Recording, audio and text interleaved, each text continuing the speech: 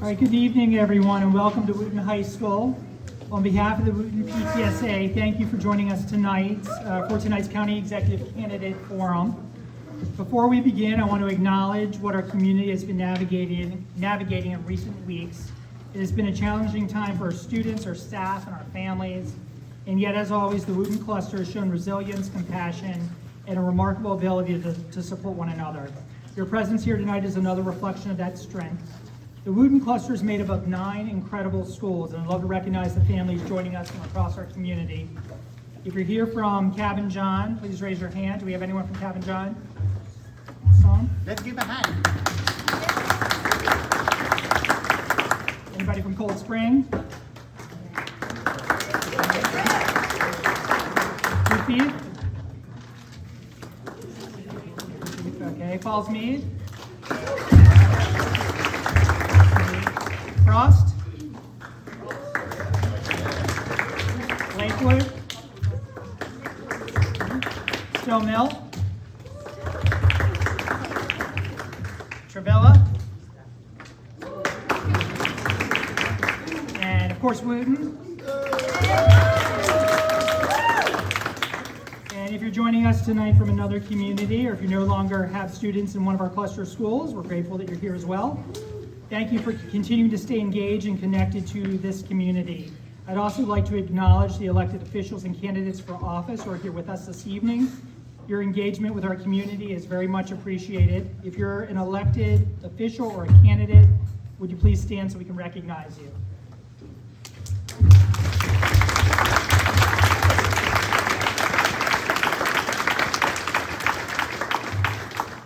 Tonight's forum is an opportunity to hear directly from those seeking to lead our county, to understand their priorities, their vision, and how they plan to support our schools and our broader community.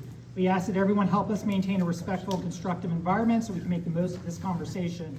Thank you again for being here, for showing up for our students, and for continuing to move forward together.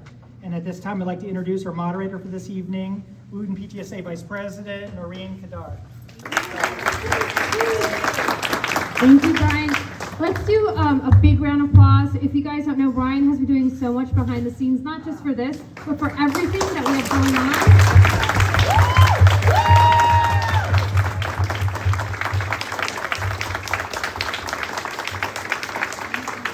We can never thank you enough. Someone told me the other day, he goes, Brian is Mr. Wootton, and I completely agree. And we wouldn't be Wootton without you. So we're very thankful we have you. Well, with that, my name is Noreen Kadar. I'm going to be your moderator this evening, and we are so excited to have all of these candidates here to join us. And kind of what we plan on doing, I just want to set up a few things. This forum is nonpartisan, so we're not affiliated with any political party. Our goal tonight is to provide the community an opportunity to hear directly from our candidates and to hear their vision on education in Montgomery County, and maybe things related to budget, leadership, capital planning, facilities, and rebuilding community trust. And if for those who don't know, the county executive plays a very critical role in education, including proposing and negotiating the county budget, funding and shaping the capital improvements project, also known as the CIP, partnering with the Board of Education on long-term infrastructure planning, ensuring fiscal accountability and responsible stewardship for taxpayers. So tonight's discussion will focus on how the candidates will lead in these areas. And so this is how we'll proceed this evening. We'll have 2 minutes of opening statements from each candidate, and we'll have a moderated discussion using questions submitted for advance. So thank you for all those who submitted them. We did compile them, and we have questions. We'll have an open forum with live audience questions, and I will say we also want everyone to practice that rule of kindness and respect to each other. And we'll do 2 minutes of closing statements, and then we'll have, I'll just end with some final remarks and next steps. So the next part of this are the ground rules. So to ensure that we have a respectful and productive discussion, each candidate will receive equal speaking time. Time limits will be strictly enforced. Audience participation must remain respectful. No signs, no chanting, and no interruptions. Applause is welcome, but please keep it brief. We can't do what we just did for Brian for all of our candidates. So that's only allowed for Brian for tonight. The moderator may pause so I may pause or redirect a discussion to maintain fairness and stay on schedule. Our shared goal tonight is to have clarity, civility, and substance. So with that, I'm going to move over into candidate introductions. So I would like to introduce each of the candidates before I have them individually speak. So our first candidate is Mithin Banerjee. Banerjee. Yes. Thank you. Thank you. And then we have Andrew Friedson. Friedson. I'm doing great. Now I'm getting nervous. Okay. That's fine. You're fine. Okay. And then Evan Glass. And Will Juando. And Esther Williams. Thank you guys. Thank you for joining us this evening. There's lots of choices of where you could be, and we're really happy and thankful that you're here to join us. So thank you. And with that, so they had asked me beforehand how I would do this, actually call them and what order I would actually go in. So I decided to do alphabetical order by last name for this one. So with that, I can see Esther's very happy with that choice here. So with that, we'll start with Mr. Banerjee. My 2 minutes starts now. And you can use the microphone there. Sure. Yeah. So I just want to play a video which I have never played before. I want to close the door. Can you let me? I was being assaulted by police inside my house. Sir, you're closing it. Okay. I got assaulted inside my own house Sir, you are giving without a warrant. Sir, you cannot force me in my house. Okay, hold on. You cannot forcefully. Sis, we need his ID. You've been accused of something. You're being accused I'm of not- You're not not under arrest. Sir, you cannot come to You my are house. being detained right now. In my house? In your house. You Listen. cannot. Listen. Sit. I just need your ID, and I'm gonna leave. Okay, I'll give you my ID. All right. Thank you. But you forced inside to my house. You have no You right. tried to escape. I'm escaping in my house. So this is Mark Eldridge and in Montgomery County, okay? And the Montgomery County Police. They come inside my own house. Without a warrant, ask my ID and accuse me of something. The reason I share this with you because this is how they work with all private citizens. They don't listen. They just shut down the school because they can. And they shut down me.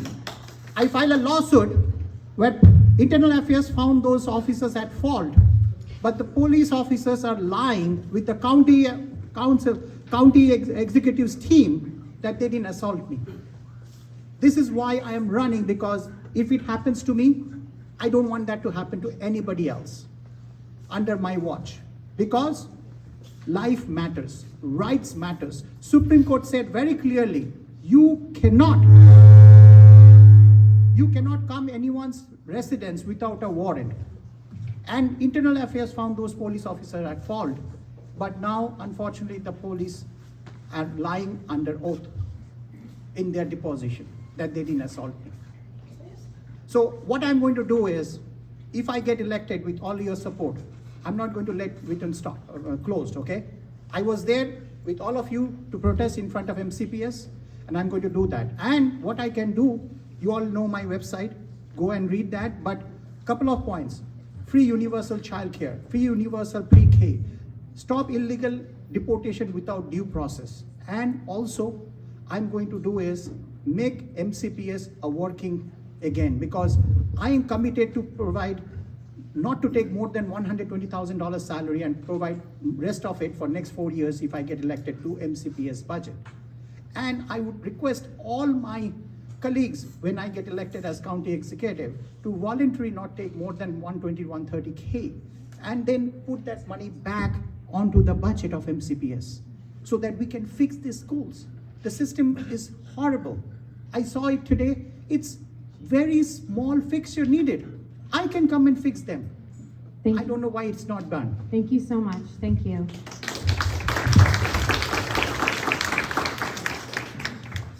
Good evening, I'm Andrew Friedson. I really appreciated Noreen and Brian and everybody for being here tonight. I understand that this is a community that is shaken by a recent school shooting, shaken by boundary options that would close this school permanently. And I appreciate the opportunity for us to be here to talk about the future of this community and the future of our county. I grew up playing soccer at Cold Spring Elementary School in the field. I grew up sledding down the hill at Frost, where my best friend Sam, we went through the fence of his backyard to get to Frost Middle School. My wife graduated from Wootton. I went to Churchill. We're a little bit of a house divided. I hope you won't hold that against me, although I will tell you that there's only one high school onesie in our household, and it's a Wootton onesie. But I say that to say that this school community is not political for me, it's personal. I really appreciate and understand the challenges that you're facing. I was here on the first day of school. I was here multiple times on the first week of school and really appreciate the opportunity to be back. And it's my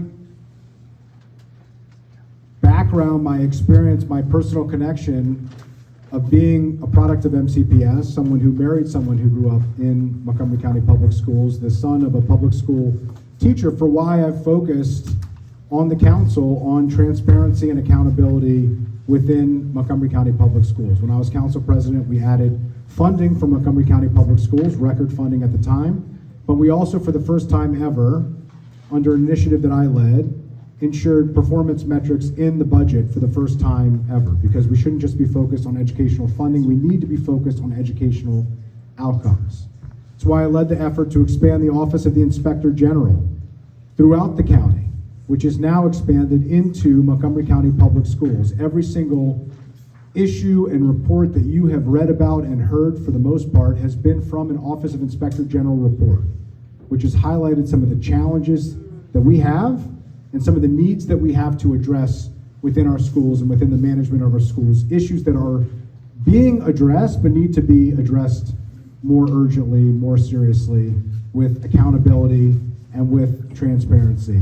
And that's the same approach and the same background as county executive that I want to bring, where we need a county executive who will partner with the school system, but will also demand accountability from the school system, who will ensure data is used in all the decision-making process, who will ensure when major decisions are being made, incredibly disruptive decisions are being made, they're being made in a way that communicates, that is collaborative, and that doesn't change the rules in the middle of the game. I look forward to having a conversation with you about how we can grow our community together, and I appreciate you having me here tonight. Thank you.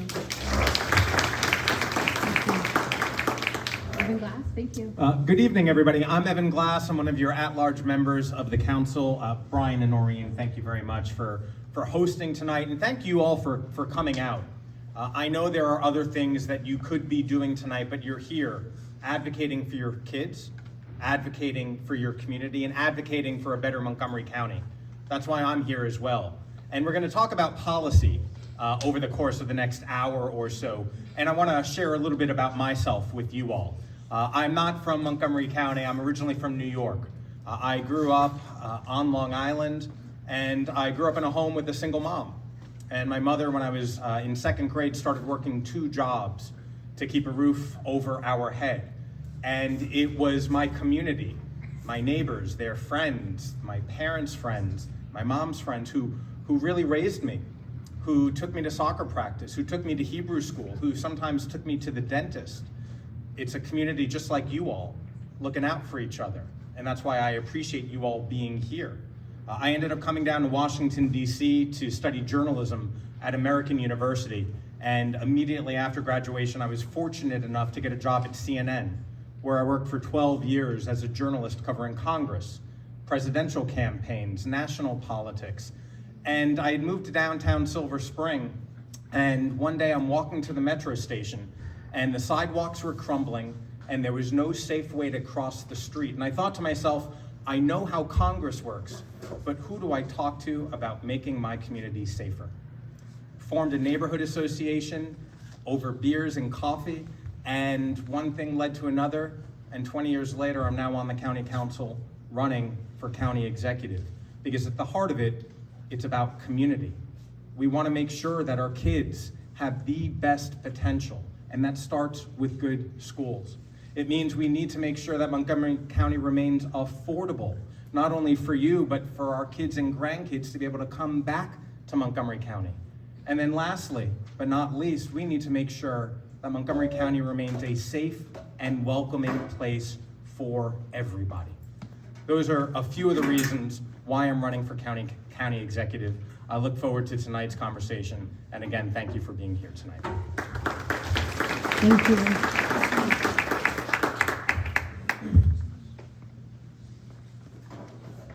Hello? All right. Good evening, everyone. Can you hear me in the back? Yes, okay. Good evening. Thank you for having us. I'm Will Jawando. I'm also one of your at-large council members, which is a fancy way of saying we represent the whole county. So we represent you if you live in Montgomery County. I'm also chair of the Education Committee, Education and Culture Committee, and I'm a father of MCPS kids, a former MCPS student. I first just want to acknowledge you all have been through a lot at Wootton over the last several years, really. The racial slurs that were printed out upstairs, the change in principle, the manifesto that was written by a troubled student to come and attack. Thank God our law enforcement, that was gotten ahead of and didn't happen. And then of course, obviously the horrible shooting just recently. In addition to dealing with the quality of, or lack thereof, of this building. And so I just want to acknowledge that I know you've been through a lot and I know it's hard. I also know that feeling when you get a call from the school. You know, I've got 4 kids. Every time I see one of their schools call, my heart drops. Anyone in that category? Like you don't know what it's going to be. And I had one of my daughters at an MCPS school. I got a horrible call that you need to come to the school. The ambulance is coming to pick up your daughter. Her finger was slammed in a metal door and it almost was amputated her finger a few years ago. So I know that feeling personally of wanting your kids to be safe, wanting them to be cared for, wanting to be well taken care of while they're here. And I want you to know that. And I take that with me in all my job. I've gotten into this work because I care about education. I lost one of my best friends to gun violence, who went to Blake. He was the best basketball player on the Blake High School team. And that motivated me to get into public service, to become a civil rights lawyer, to make sure every kid had opportunity. So I need you to know where I'm coming from and how I entered this conversation. I look forward to talking with you about all these important issues, but I just want you to know I'm happy to be here and we're here to support you. Thank you.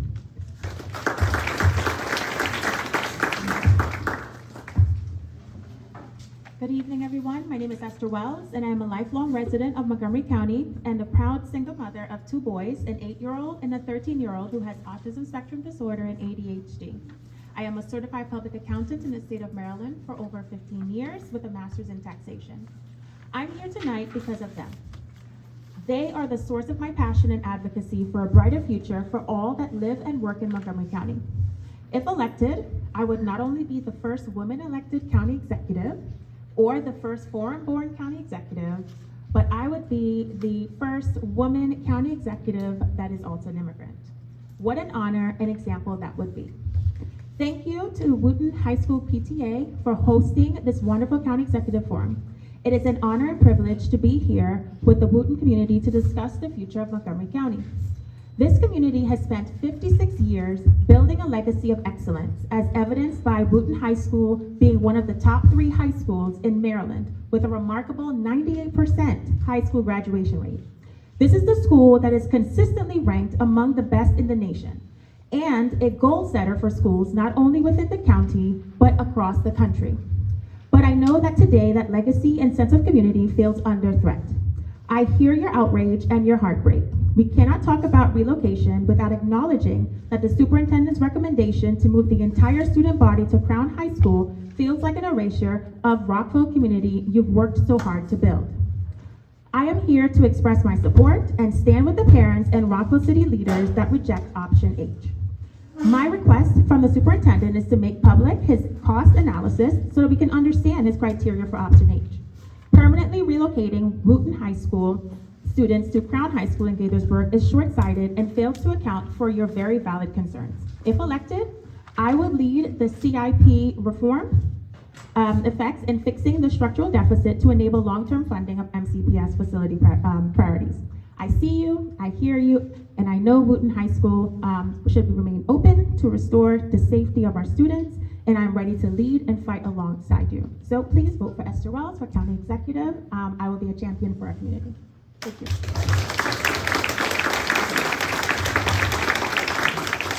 Thank you to everyone. Thank you guys for this introductions.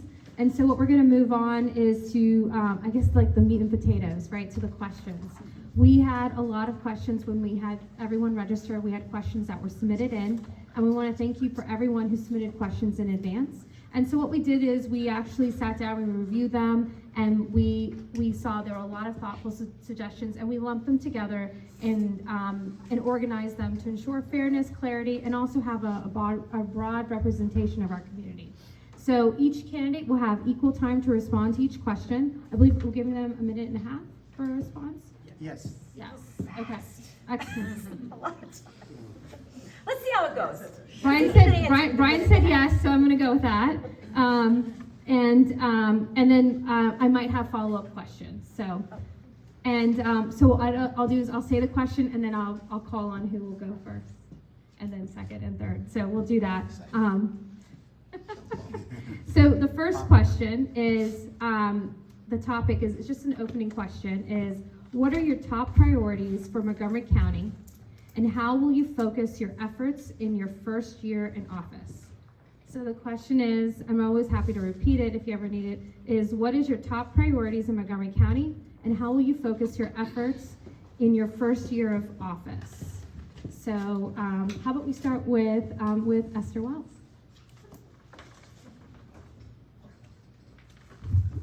Thank you, and great question. So as I mentioned, I am a certified public accountant specializing in taxes, and so for me, I would like to focus on our budget and taxes. I have lived here for over 30 years, and I feel like Montgomery County has become very unaffordable. And I pay close attention to a lot of our budgets at the state level, at the county level. Recently, as the president of the Montgomery County Taxpayers League, we held a budget palooza where we really do a deep dive into MCPS's budget. And what I would want to accomplish in the first year is be able to roll back a lot of the taxes increases to bring some more relief to homeowners, relief to taxpayers. So for example, property taxes, everyone that gets those blue envelopes every 3 years, our assessments have been skyrocketing lately. And even though it's a 10% cap each year, surrounding jurisdictions, they're more around 5% cap. So I would like to be more in line with other jurisdictions by reducing the property tax assessments. And then also rolling back the recent property tax rate increase of 4.7%. I would like to lower the personal income tax, piggyback tax of Montgomery County. The state mandates that it has to be a minimum of 2% or a max of 3.3. I think we should be closer to the minimum. Again, we want to attract and retain high income earners to help expand our base. And so my priority will be to make Montgomery County more affordable. Also to try to phase out the fuel energy tax, which right now is up to 25% for our businesses. That's why they're not coming here. So a lot of it for me would be about budget and taxes, and to bring relief to homeowners, to middle class residents, and to ensure that it's more affordable here. Thank you.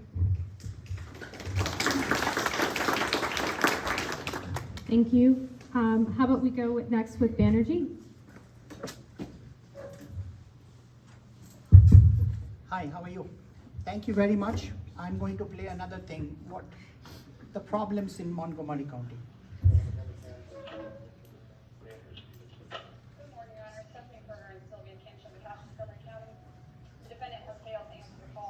That's a lie. Can we hear your opinion instead? I know, I'm just going to say something and I'm gonna. We cannot hear that, anything that you're playing there. Oh. Is that? Banerjee, how about you just share what will be in that video? Yeah, because this is a court hearing, December 2nd, 2025. Montgomery County has gave me 42 municipal infraction, all lies. How do I know? Insurance company came and inspected my house. All are acceptable. But they wanted to drag me court for last 2-3 years for false charges. And when I went to the hearing, they went over there and they didn't even allow me inside the courtroom. The judge didn't even listen and got ex parte. And what they did was, their own county, under oath, their officers are telling that the violations are corrected. Now listen, I came here today, me and 2 other candidates were here today. We saw so many code violations here. I don't even have a code violation right now. They are prosecuting me. Why are they not fixing this? First day in my office, I will fix this problem. And I will cut the red tape.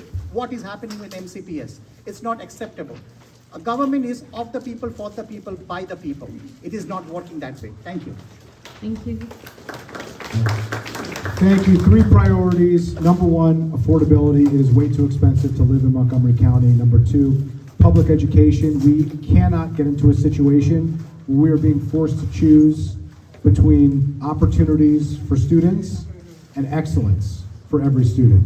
We should demand, and we have always demanded both in Montgomery County, and Wootton is a poster child for that circumstance. And number 3 is public safety. In our schools and in our communities, we have to be focused much more on addressing public safety.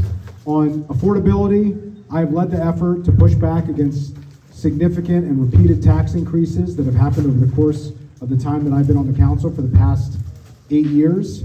In order to keep our taxes down but maintain our high level of public services, we have to grow an economy, particularly a private sector economy. I've led efforts to create the largest economic development package in the history of the county when I was the council president, the New Jobs Initiative, to spur biohealth innovation, to create new opportunities with new business districts. And we have to create housing opportunities because it's too expensive for families to live here, to expand here, and to grow here.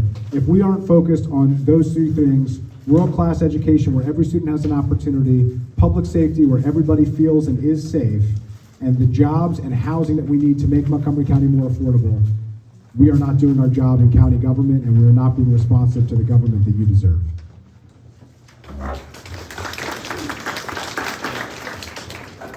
My top 3 priorities are public education, economic development, and housing affordability. So public education, we are here primarily to talk about Wootton and talk about MCPS. There's a lot we gotta fix. And as county executive, when I'm given the budget by MCPS and the Board of Education, I'm not simply gonna rubber stamp it and pass it on to the council to have them do all the hard work. The buck stops with the county executive. That's what I'm gonna do, making sure that before I approve the budget, I talk with our parents, I talk with our educators, and I talk with our taxpayers. Second item is economic development. We need more jobs in Montgomery County. We're right now on the 270 corridor, the 3rd largest life sciences corridor in the country. We should be proud of that, and we need to continue investing in it. Because while RFK Jr. does not believe in public health, we do.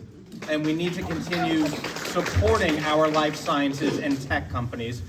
But we also have to recognize that 95% of our businesses are small business. So we need to streamline and make sure that it is easier for small businesses to do business in Montgomery County. And then 3rd, housing affordability. It is too expensive to live in Montgomery County.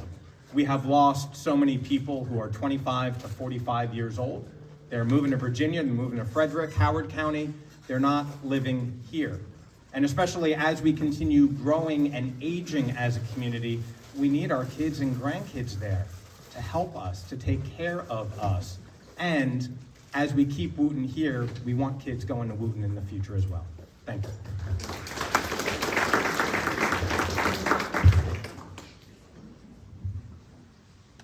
Thank you. I often talk about something I call the Montgomery County Promise. It's really a microcosm of the American dream. Everyone here should have a great school in their neighborhood, a safe neighborhood, should have a job that pays a living wage, and they should be able to retire with dignity and afford to live here. That's kind of how I look at this. And below that, obviously, education, huge. I've dedicated my whole life to it. We have to fund it appropriately. That includes the capital and the operating budget. We're paying less per pupil now than we were 20 years ago. We're spending less on capital improvements than we were 15 years ago. You get Wootton when you do that. Okay, so you have to invest to get it. We also need to expand childcare. Hundreds of thousands of caregivers, and mostly women, have left the workforce because we don't have affordable childcare. Trust me, I know. I got 4 kids. $2,000 a month per kid per year. Per month. 2, housing affordability. Whether you're a senior, a young person trying to move here, or everyone in between, you're crunched. We have to make housing more affordable. I talk about the 3 Ps. Produce more housing, preserve existing affordable housing, and protect renters, who are 40% of our county. I was a low-income renter in this county for most of my life. We have to do all three at the same time, and you can do all three at the same time. I'm proud of the work that I've done in that area.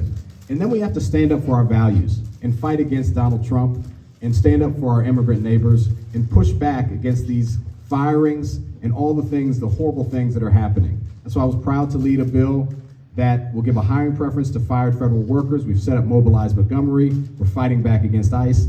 We have to let our light shine as Montgomery County and show the right way. And I think that's really important for the county executive to lead on. Thank you. Thank you everyone, we appreciate that.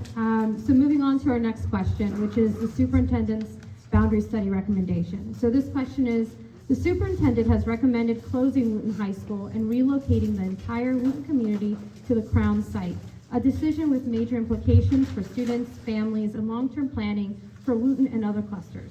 Can you walk us through whether you support this recommendation and, more importantly, the specific reasons and data that informed your position? So again, the question is, can you walk us through whether you support this recommendation and, more importantly, the specific reasons and data that inform your position? And we will start with, we'll do Evan Glass, if you want to start first. And then we can just continue down from there. Great. Thank you. Still working on the kinks. This on? There it is. Good. Big question of the night, right? How did we get here? The fact is, I've been on the council for 2 terms, and I have fully supported the nearly, and I'm looking at my notes here, the nearly $219 million that we appropriated for Crown High School to be a community school in Gaithersburg. And then, as the boundary studies were moving forward, various options were put on the table. And on December 1st, 5 options were put on the table. Then on February 5th, modified option H was put on the table and immediately became the option that the superintendent wanted. And here we are on February 24th. Quite frankly, I think option H stands for hastily done. And on the council, I have provided the most strenuous level of oversight, making sure that the tough questions are asked because the county executive has not asked them, and because the school board has historically gone along with the multiple superintendents who've been there. The system is not working. And when I'm county executive, as I said 2 answers ago, I'm not gonna rubber stamp the budget. I'm gonna make sure that the money we provide, your taxpayer dollars, goes for the projects that it was intended to, not some last minute change that has been 3 weeks out. I don't think it serves our public conversation. I don't think it serves the public trust when changes like this are hastily done. So I have serious concerns with the process, because in our school system, in the $3.6 billion that we have to restore trust to make sure that every school community and every child gets the best education possible.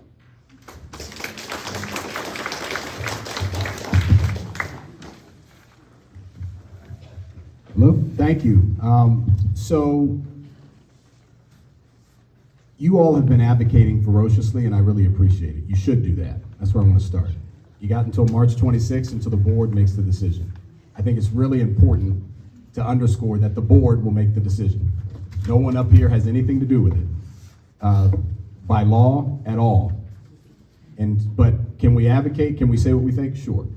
But the board is where that decision is going to be made. It's their authority under state law to set boundaries for schools. I was zoned to Blair in 1996 when that shift happened. And I'm telling you, I'm like having deja vu. People were pissed off, just to be frank, to use a technical term. And what I'm going to say to you is that it was done too fast. I was here in this building with some of you where we went through A, B, C, D, and E, and we were walking around the charrettes, and everyone was looking. It was all, and all that. I've been at several of those. H came quickly and without the same level of being able to kick those tires. And that's not right. That being said, there are serious funding issues with the CIP. I proposed an amendment last week to raise our bond limit so that we could have more money to do more, like fix Wootton. I'm the only one up here that voted for that. Others voted against it. It's very easy to say I'm against something, but you're not willing to do what's necessary to actually raise the funding to change the outcome. And I think that's something we need to focus on too. But you keep advocating. You got until March 26th. Thank you.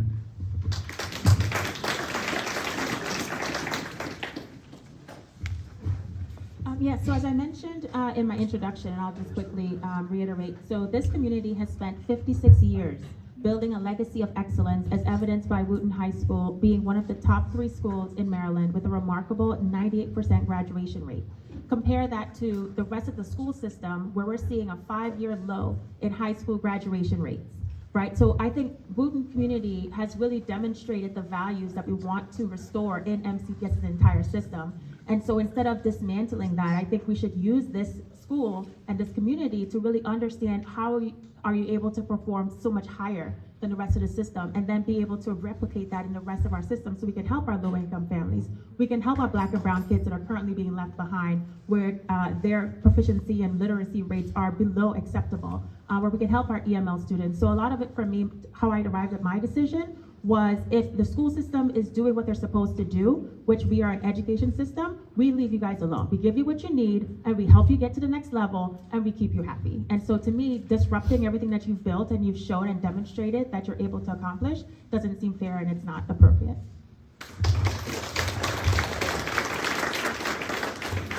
Thank you.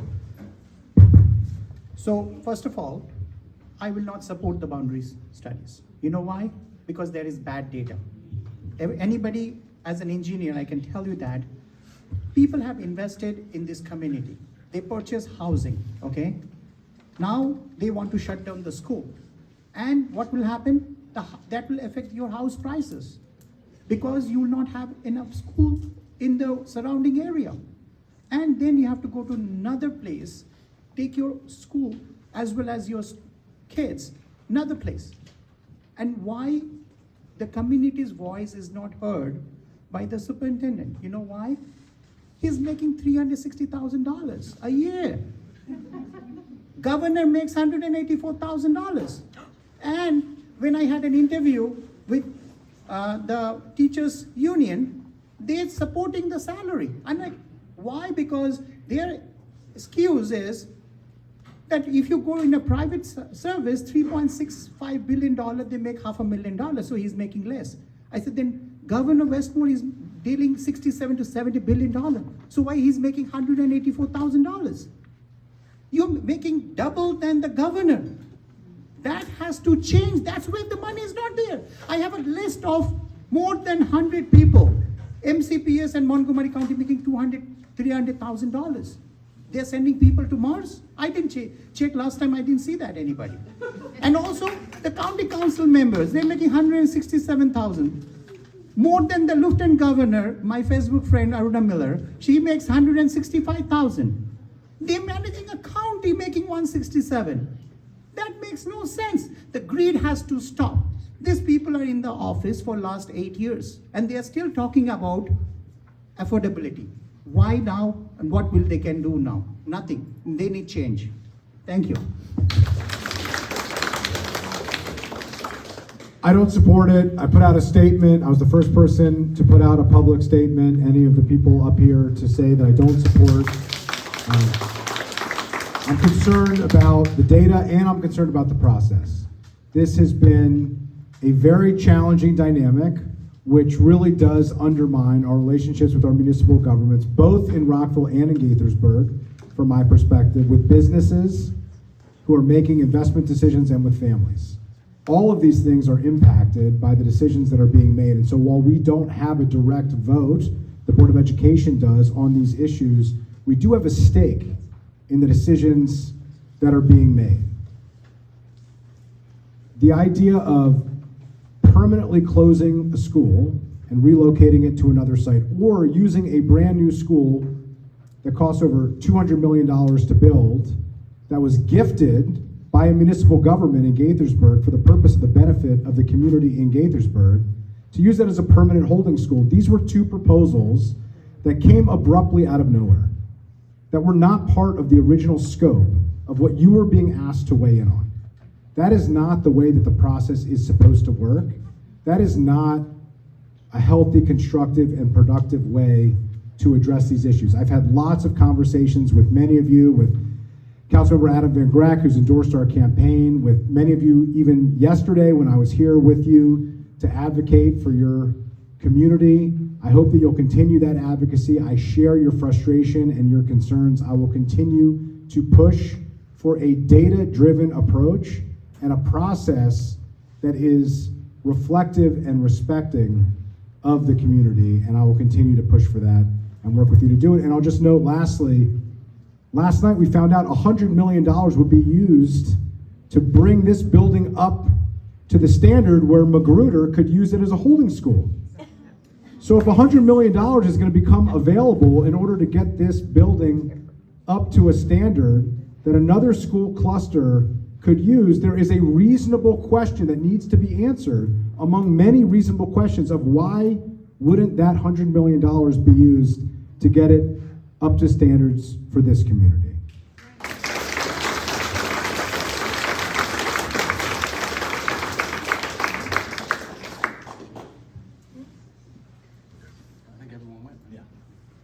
I think everyone went. I didn't lose count. Okay, our next is the amendment. So this is the proposed amendment from the City of Rockville to the recommendation that keeps Wootton High School open for long-term, uses Crown Farm High School temporarily as a holding school during the renovations when needed, while maintaining flexibility for the future boundary decisions. Do you see this as a viable alternative to the current proposal? Why or why not? So the question is on the recommendation that the City of Rockville put forward, and the question is, do you see this as a viable alternative to the current proposal? Why or why not? And we'll start with Andrew Friesen.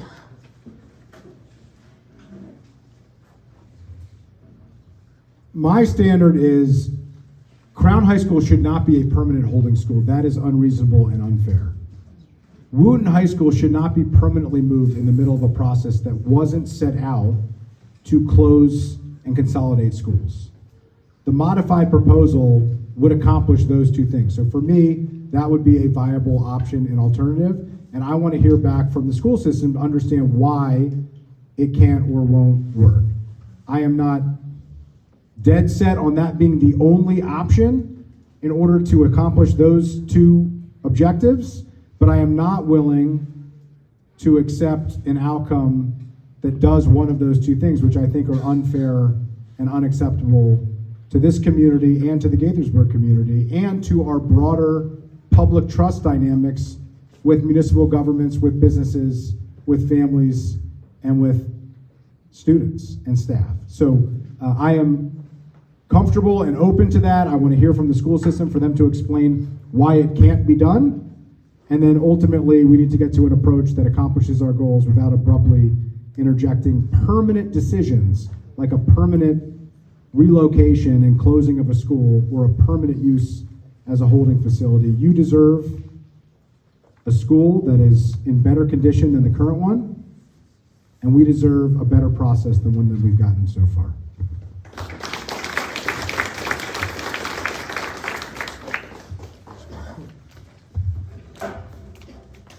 So what I very much appreciate about this proposal and this conversation is that the City of Rockville is thinking through the steps, trying to be creative, trying to work with the school system, as is the City of Gaithersburg. And these are two of the best municipalities in the state, dare I say, in the nation. These are dedicated public servants who care deeply about this community. And unlike the federal government, we can't just shut down and stop working for weeks on end. We gotta continue solving problems. And so my hat's off genuinely to our Rockville council members, our Gaithersburg council members, and ultimately it's a partnership with the school board and with county government. Underlying all of this is a lack of trust.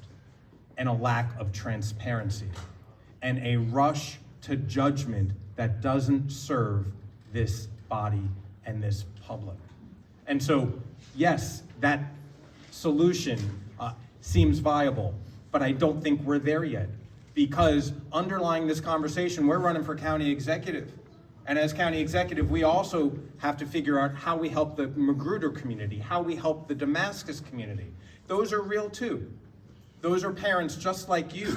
And so we have to work through all of this, and I think we're getting there.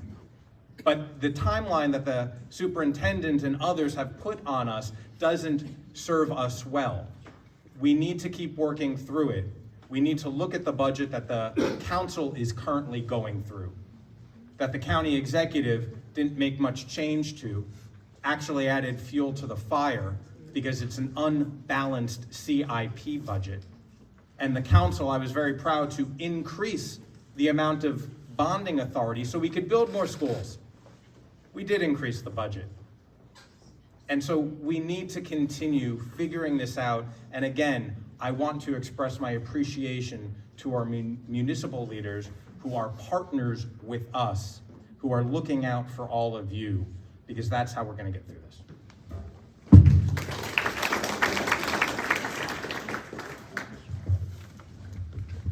I'll just start where Evan ended. Thank you to the city of Rockville for their advocacy. They're recording right now, but for their advocacy.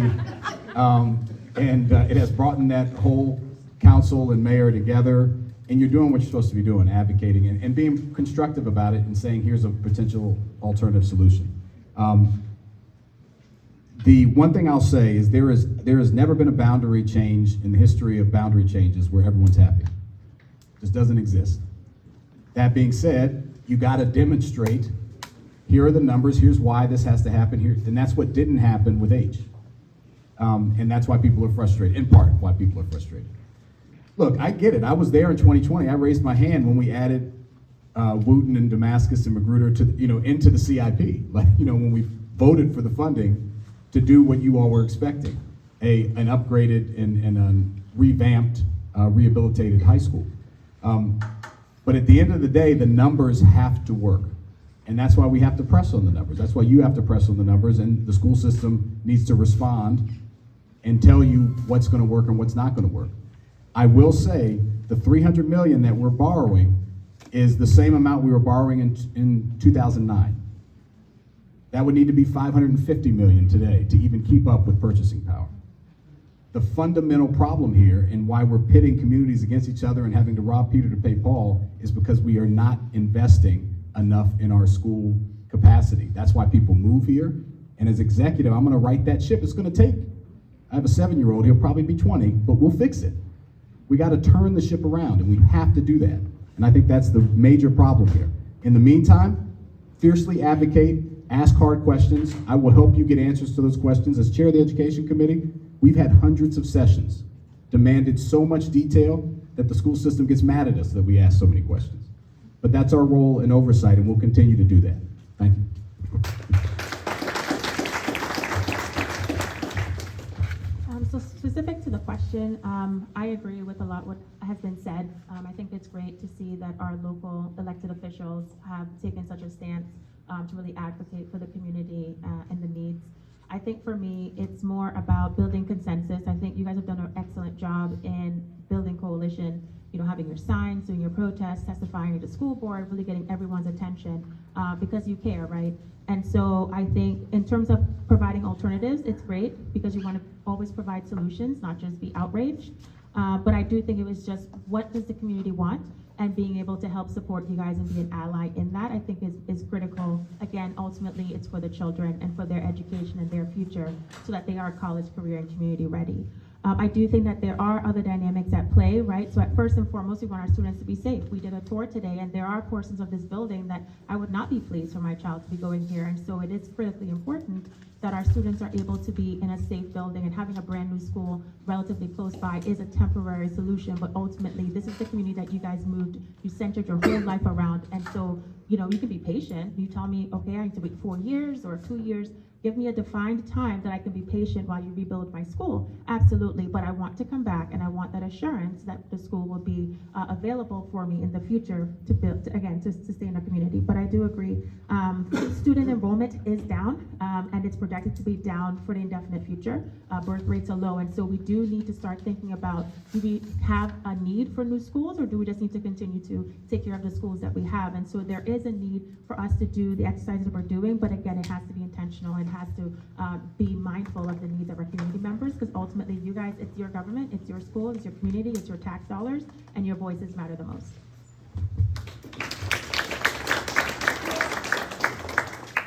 Hi. So what I will do the very first day in my office, I'm going to call the mayor of Rockville as well as mayor of Gettysburg, and with their own whole council members, and say, let's get some pizza and we don't leave the room until we get to a solution. With the MCPS and Dr. Thomas Taylor and Board of Educators. So that is how you need to work, everybody in one room. I have not seen county executive doing that, county council not doing that. I would welcome the mayor of Rockville, who we know each other very well, and also the mayor of Gettysburg. Let's work together as a team. Let's fix this problem. And let's find fraud and abuse in the county. So I am doing a bipartisan Facebook audits going on with Mr. Sully and me. He's a Republican, I'm a Democrat. We found Montgomery County Ledger, 50,000 checks went to dummy accounts, ghost accounts, $320 million. Who is getting that money? Who is getting that money? If I have that money, your problem is solved tomorrow. $320 million. They have more than 6,000 nonprofit getting millions of dollars without any oversight, without any accountability. Why? This is what we need to address. Let's work as a team. Let's not have one community fight against another community. We are one human being. Our motto is, we are all human. We want our kids to have a better education. I myself is a parent of MCPS. Their education is going down and our property tax going up and their expenses going up. Why? Because there are so many salaries going up. Makes no sense. I'm a common person. Let's make it change. Support me, I'll do it.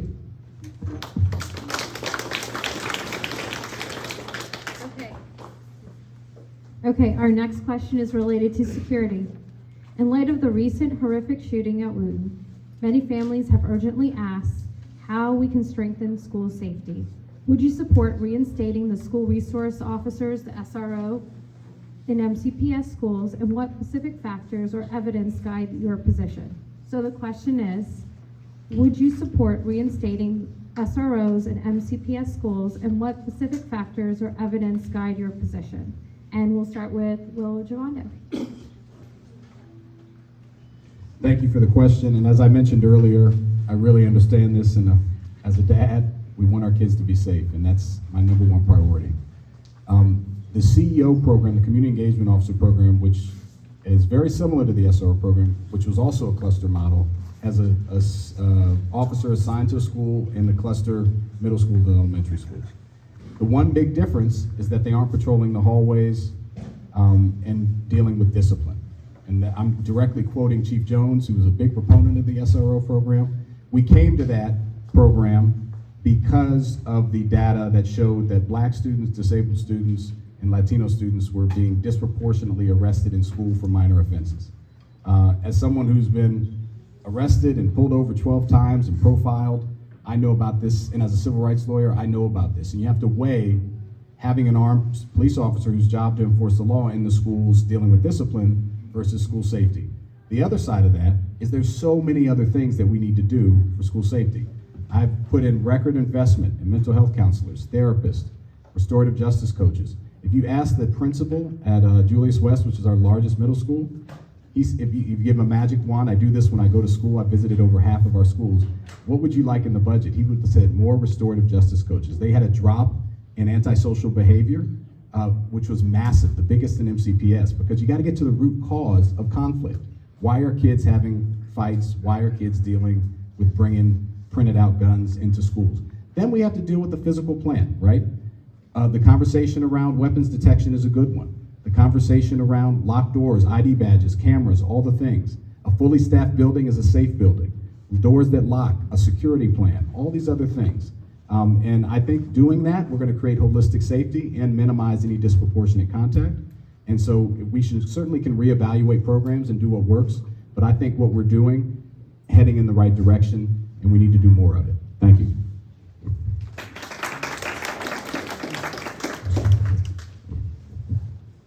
Thank you. And so, yes, I absolutely believe that we need to restore the school resource officers in our schools.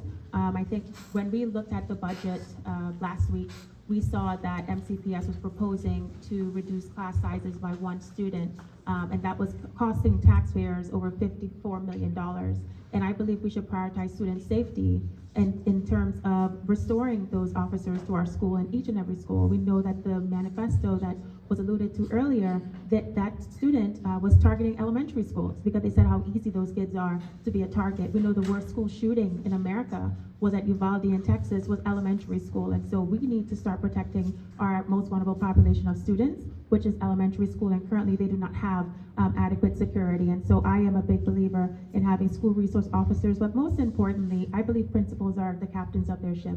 I think it's important as elected officials that we allow the principals to decide based on their student and teacher staff population. Would you like armed security officers like SRO? Would you like a CEO? Would you like a security personnel? Would you like the psychologist or the counselor? Whatever that combination is that you need, but we will hold you accountable for ensuring that your students and your staff have what they need. So I do agree school resource officers are important, that when every second counts, like when we have school shooting, that they are on site and they are available to disarm students. I don't believe that a SRO's job is to discipline students. I have a Black son who is disabled in MCPS, and I feel that having SROs in the school early in elementary school to have him socialize around my son will be important so that they both kind of learn what they both need to be successful. And so I do think that is a place for SROs, and I think the more that we have these incidents, unfortunately, it just creates that need, and I think MCPS can find it in their budget to ensure all of our students, particularly our elementary school students, have adequate security.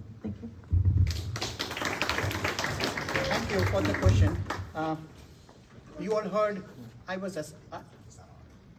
you all already saw the video, or you heard I got assaulted inside my own house. Why? Because I'm a minority person of color. They didn't like my skin color. Sorry to say, that is the truth. So I don't want police to come inside and handle the student stuff, especially if they are minority and person of color, unless they have a proper training. So what we can do, we can have anybody, SRO and all, outside the school, managing the outside perimeter if they are doing something, not inside. And there can be a weapon check that nobody is bringing any weapon inside the classroom. And I used to work in IT before. I used to work for Microsoft, Oracle, Honeywell, Department of VA. We used to have our IT system badge that you can only go to that certain section of the area. Let's have those security apparatus so that nobody can go everywhere, every building. So that way you can scan your badge, go inside. So let's do that. Use the technology. Technology is there. So even if there is any mishap happened, which I'm very sorry that it happened, my heart goes out to the community. It was a very sad story. What we can do is that if anybody does, they only can go to their classroom or their section where they can go and have activity. They cannot go any other section on those. We can able to schedule that by security wise, by giving them privileges on those scanning their badges. So these are the things we need to work, and of course, we need to work with the community, and so that we can have a better community, better school, and also have a community events where we can teach the students what to do, what not to do. Thank you. I've been consistent on this issue, not just after weapons are brought into schools and after school shootings, but before. In 2020, there was a proposal by colleagues at the council to defund the SRO program. Two of us voted for that proposal to defund those positions with school resource officers in them. I voted against it. It failed 4-5. That's ultimately what led the school board and the county executive to move forward with the current CEO model. The problem is the CEO model is the worst of all worlds. You lose the relationship building opportunities that the SRO model is really predicated on and is really built on. The idea that if a student knows that another student has a weapon in school or might have a weapon in school, do they have a relationship with a school resource officer as the trusted adult to say something and feel safe enough to do it? We have lost that aspect of the SRO model. The CEO model isn't working. There was a reference earlier about if you ask the principals. Well, if we asked the principals when this debate was happening, the principals were unequivocal and very clear that they supported, they wanted to keep the SRO program. Now, there was an issue in the SRO program, which has been acknowledged here, about discipline, and that is an issue. But the school resource officer program was always set up and intended for the officer not to be involved in school discipline. That was a problem that needed to be fixed, and we can address that. Take the school resource officer out of school discipline, allow them to do their job, but allow them to build relationships with students, which are a healthy and productive way to actually address school safety. And I would 100% support it, and I have been consistent on that from the beginning. The school resource officers were removed because the county executive unilaterally removed them. He ended the MOU with the school system and removed the police officers. Full stop. What he did was paint a broad brush across all of Montgomery County. We have 160,000 students that attend more than 200 schools. Our communities are unique. They're different. I think we need to acknowledge and appreciate the differences that exist in Montgomery County. And ultimately, I believe that leadership is listening.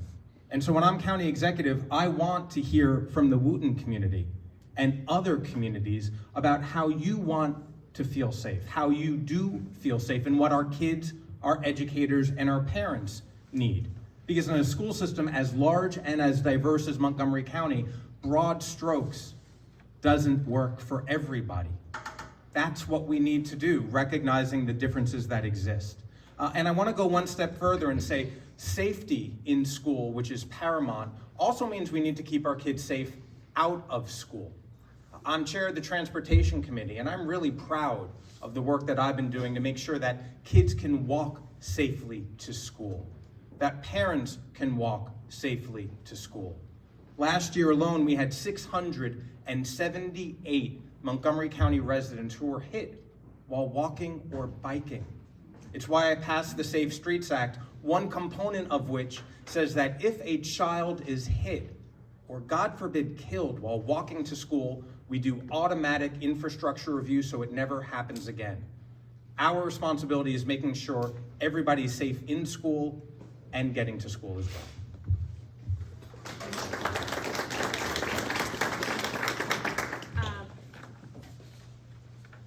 Thank you. I just want to just share a little announcement. If you're hungry, or if you like a snack, our Rockville officials have been so kind that they've brought some snacks here. We're not taking a break. We're going to keep going because we have our questions and then we want to open it up. But I do want to let you know that they are here and available, and we so appreciate them bringing in these treats for us. So with that, we'll move on to what is my favorite question, maybe, is CIP financing. And not just because I've testified multiple times on it, but it's a Brian and I special, right? Brian's done 12 years, I've done 6, so we're trying to get up there. But so here's the question. Montgomery County capital needs far exceed that of Go Bonds can support. What innovative financing tools, including, if appropriate, public-private partnerships, would you be willing to deliver critical school and infrastructure projects? And how would you ensure transparency and long-term value for taxpayers? So I'll repeat that again. Montgomery County capital needs far exceed that of what Go Bonds can support. What innovative financing tools, including, if appropriate, public-private partnerships, would you be willing to use to deliver critical school and infrastructure projects? And how would you ensure transparency and long-term value for taxpayers? So we will start with Banerjee.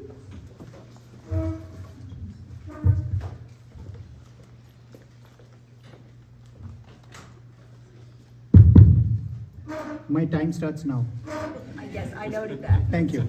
So let me tell you one thing. I'm an engineer, okay? So what I suggested, if you read my paper, that we need to have a marketplace in Montgomery County, okay? So what will happen is, we call all the contractors voluntary, go through the background check process, voluntary, and if they pass, we will put them in our Montgomery County website, and we send them to all our residents so that any government contracts, first preference will be given to them.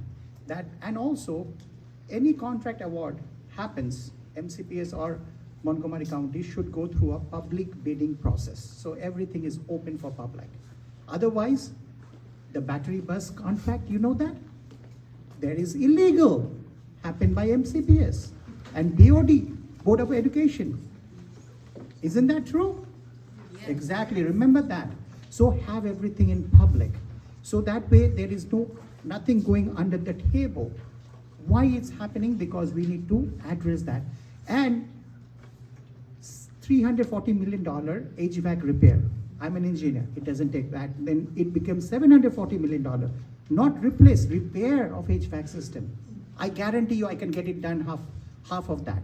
And if I get elected with all of your support, I can fix this school in the summer vacation and then have the school running next year.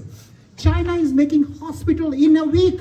India is making every building in less than a month, and we are United States of America, and we cannot do that. Shame on us. Thank you.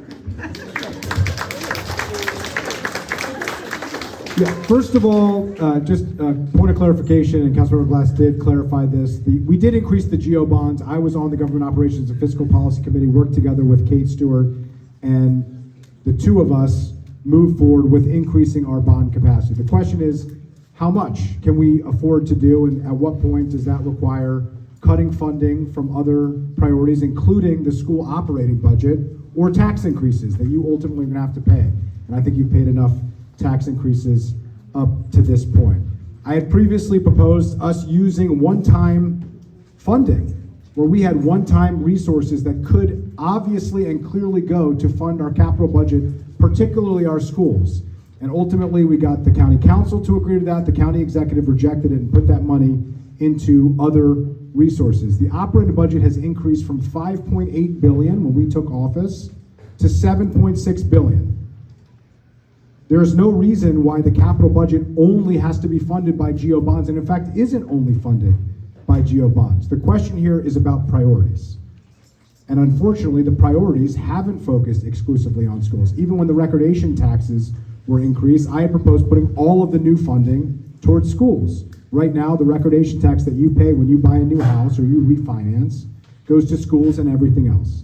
So there are creative solutions that we can utilize here. Things like the Green Bank. I led the effort to expand from $10 million to $230 million Green Bank funding by creative financing. I've asked the Green Bank to look at opportunities for HVAC. We could think about apprenticeship programs where we bring apprentices into the HVAC systems to fix these systems. We need people to learn how to do these trades to begin with, and so we can solve multiple problems at once, but it requires leadership, it requires creativity, and as county executive, I would provide it.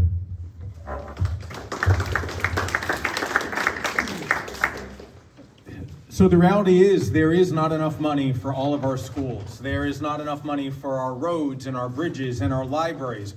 All of this are capital needs that we are currently taking up at the council.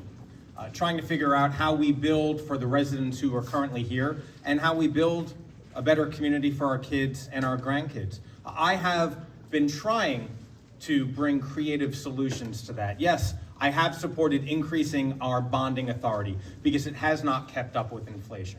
Yes, I have increased our impact taxes to make sure that as we continue building, we are charging a tax and a fee that help create more infrastructure for those future residents.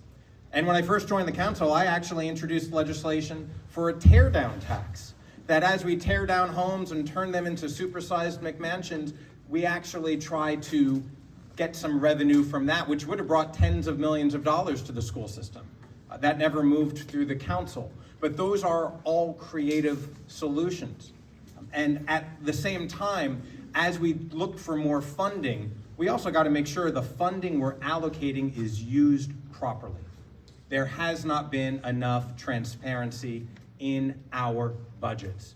As a former CNN journalist, I've written op-eds in the Washington Post and in Bethesda Magazine calling for greater budget transparency in our school budget because it hasn't been there. And as we allocate money for our school system, our teachers, our classrooms, and future needs, we have to make sure that the money that we're allocating, billions of dollars, actually goes to what we intend it to. That is the trust that has been broken, and as county executive, I'm going to restore that trust. This is also my favorite question that you asked, so thank you. You might have heard me say this before. You can't borrow what you were borrowing in 2009 and expect schools to be updated. It just will not work. It's a math problem. You don't have to be an AP calculus. I met one of the students who's an AP calculus to know that that's not going to work. It just doesn't work. And to say we raised it when we raised it to what it was 15 years ago in real money is a joke. That's not a real raise of it.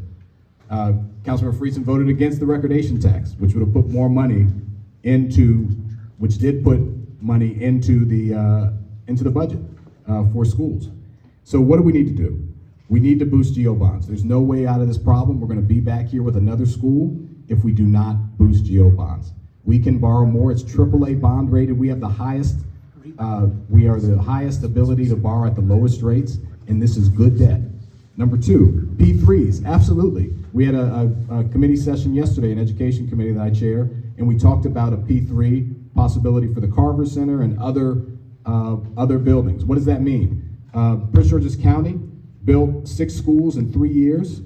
It cost them $486 million as opposed to $869 million because they did it through a P3, and those schools are being managed. And it would have taken 16 years in the old process. So absolutely P3s are part of it. It won't solve all our problems, but we do need to look into it. And then finally, we need to stop giving money away to developers to build luxury housing. That's a big problem. When you pass a bill that says you don't have to pay property tax, which mostly goes into fund our schools and other things, for 20 years, and we're subsidizing a unit that costs $12,000 at Grosvenor, that's a horrible deal for taxpayers, and it's a trade-off that you can't pay for. So let's stop doing that. And then the final thing, since I have 15 seconds, smaller buildings, better materials. Let's build a smaller footprint. Let's not build palatial buildings. Let's do it more cost effectively. All those things together, I think we can start solving the problem. And so maybe I'll touch on one thing that Councilmember Joanna just said, where I feel like it would be the opposite. And so for me, I would think we want to build bigger schools, right? Because each school needs to have its own set of HVAC system, its own set of infrastructure that's overhead.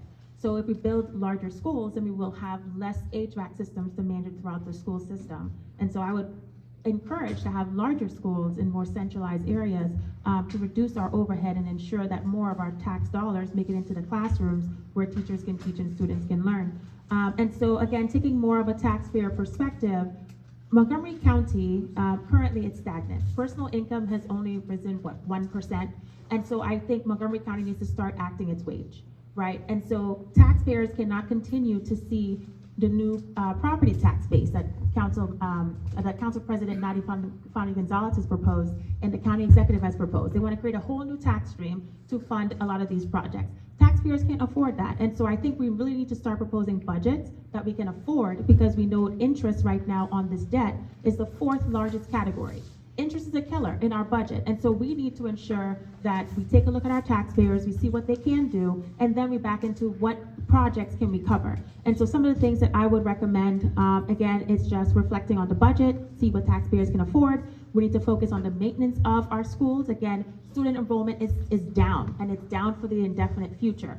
there's outflow migration. The taxpayers are leaving Montgomery County, they're leaving Maryland. And so we cannot allow the middle class to be stuck with these bigger bills because, again, we're also struggling and we need support. And so in order to provide that relief for middle class and taxpayers and homeowners, we need to start acting our wage and we need to do what we can, but getting further into debt without any viable plan in stimulating our economy, growing our economy, incentivizing businesses to come here, it's just going to be a recipe for disaster. Thank you. And I'm just going to have Andrew Friesen go ahead if you want to just. Yeah, I was referenced by name, so I just want to respond quickly.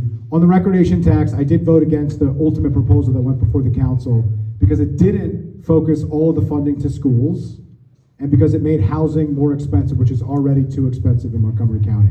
I put forward a counter proposal that started the recordation tax increase at $1 million instead of at $600,000, which is what your recordation tax was increased to by that vote that I voted against, and would have dedicated all of that increase exclusively, 100% of it, to schools, which would have been a comparable amount that actually would have gone to schools. The difference is, by adding in the $600,000 to $1 million homes, middle income families, residences, making those more expensive, it put funding into everything else in addition to schools. And my view is, if you want to deal with these issues, you have to prioritize, and that proposal did not prioritize schools in the way that I think it should, and raise the affordability challenges that we already have too much of. Thank you. I'm going to go to our last question, and then we'll open it up for questions. So our last question is on communication and coordination. So how would you improve the relationship between the County Council and MCPS to ensure better coordination, clear communication, and more aligned decision-making on issues like school capacity, safety, and long-term planning? So again, the question is, how would you improve the relationship between County Council and MCPS to ensure better coordination, clear communication, more aligned decision-making on issues like school capacity, safety, and long-term planning? And so how about we start with Evan Glass. I caught you in the middle of writing your notes. You did. Yeah, but you got it. I'm sure. I was thinking, you caught me as a teacher might when a student's writing something. So I appreciate the question. I think this is the central question. It really is how MCPS and county government have to work better. And adding to that, it's our municipal leaders who have their own land use and zoning authority. They know the city of Rockville and the city of Gaithersburg better than anybody. And so when they come and say, this is what we're planning, this is what we think our future is going to look like, this is what we're going to need, we all have to listen.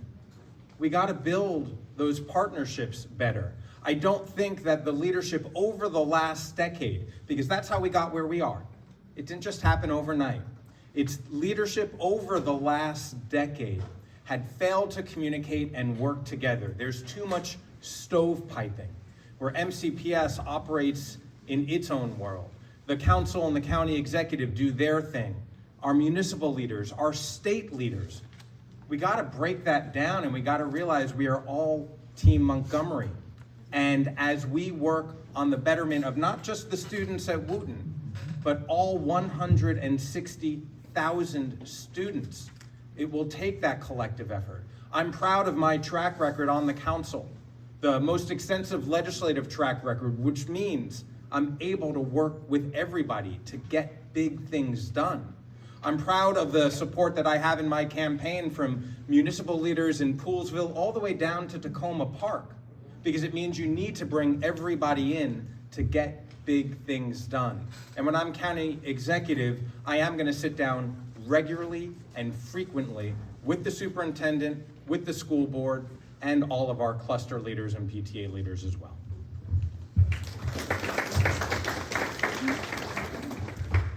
Very important question, and it's one that I literally talk in my sleep about because I'm chair of the education committee, and we work on this. I've been that for 3 years.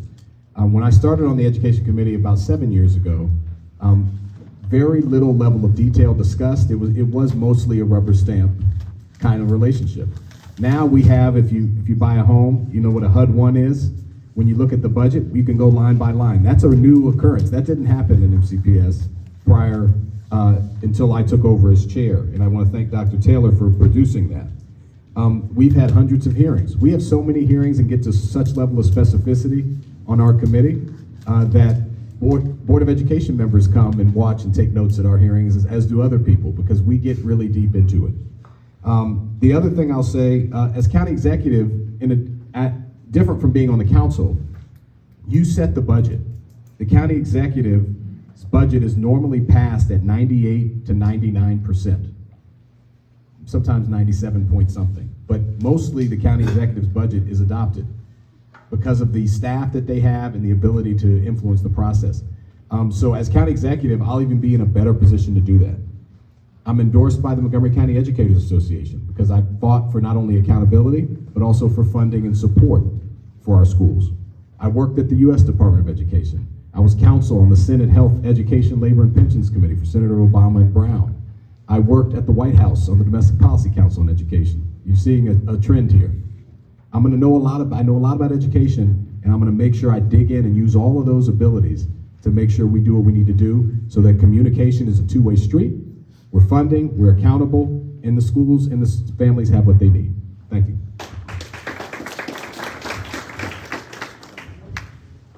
Yes, and so that's a great question. And so I'm not sure if everyone is familiar with the interplay of MCPS. So my understanding is MCPS is the state agency, right? So the state delegates are really the ones that are over MCPS. MCPS and the superintendent, their role is to propose what he needs. Carte blanche, what do you need in order to run the school system successfully this year? And the Board of Education, which is duly elected by us, the taxpayers, to represent us, is oversight of the superintendent, their one employee, right? And so the county council, their main job is just to fund MCPS without having oversight of them specifically. So there's a lot of different elected officials at play. You have the Board of Education members, you have your state delegates, you have your county council, you have your county executive, and I think because things are so disjointed, everyone's able to do this, right? So as a parent, when my special needs son during the pandemic, when I felt like his needs were being violated when the schools were closed and he lost his resources, I didn't know where to go, right? So this person told me go over here, go over there, and so there's lack of accountability. We don't know who to hold accountable when we do not see the proficiency levels and the literacy rates in our students that we need. And so when we say improved communication, we need to have an OIG, for example, reporting to the Board of Education. We need to be able to be more proactive, ensuring that our budget that MCPS proposes is not just incremental each year to just layer on from a base budget. It needs to be based on strategy. So this year, I am asking for $10 million because I'm going to improve the proficiency rates in third graders in low-income schools by X% or by some demographic. And so we need measurable, real budgets. And so we can hold the superintendent accountable at the end of his contract and say, you know what, thank you for your time because you didn't meet the need of my student, or let's renew the contract. But right now there's no accountability and no oversight. And every year we just keep electing people and not being happy. And our budget keeps going up, our taxes keep going up. So my recommendation would be improved communication, but also improved transparency. We need to have full-time board members. Right now they're paid $24,000 a year for a job that truly is a full-time job. And so I think we just really need to take a look at the system and ensure that it's working for us. Thank you for the question. Thank you for the question. So first of all, communication is key for any problem solution, okay? Now, have you ever seen any meeting been happening now? So my colleagues, people who are in the county council, they are in there for almost 8 years, going to be. What are they talking still that they have to do? Why they haven't done that? The affordability, they are still talking that we need to make it affordable. What they did do last 2 terms. It's not affordable. They keep on increasing. Property tax has gone up. Last 7 years, 20 to 30%. Our salary gone up that much? Absolutely not. So how are they going to make things affordable when they keep on hiking taxes on people's houses? I propose, I'm going to freeze the property tax for property less than $1 million.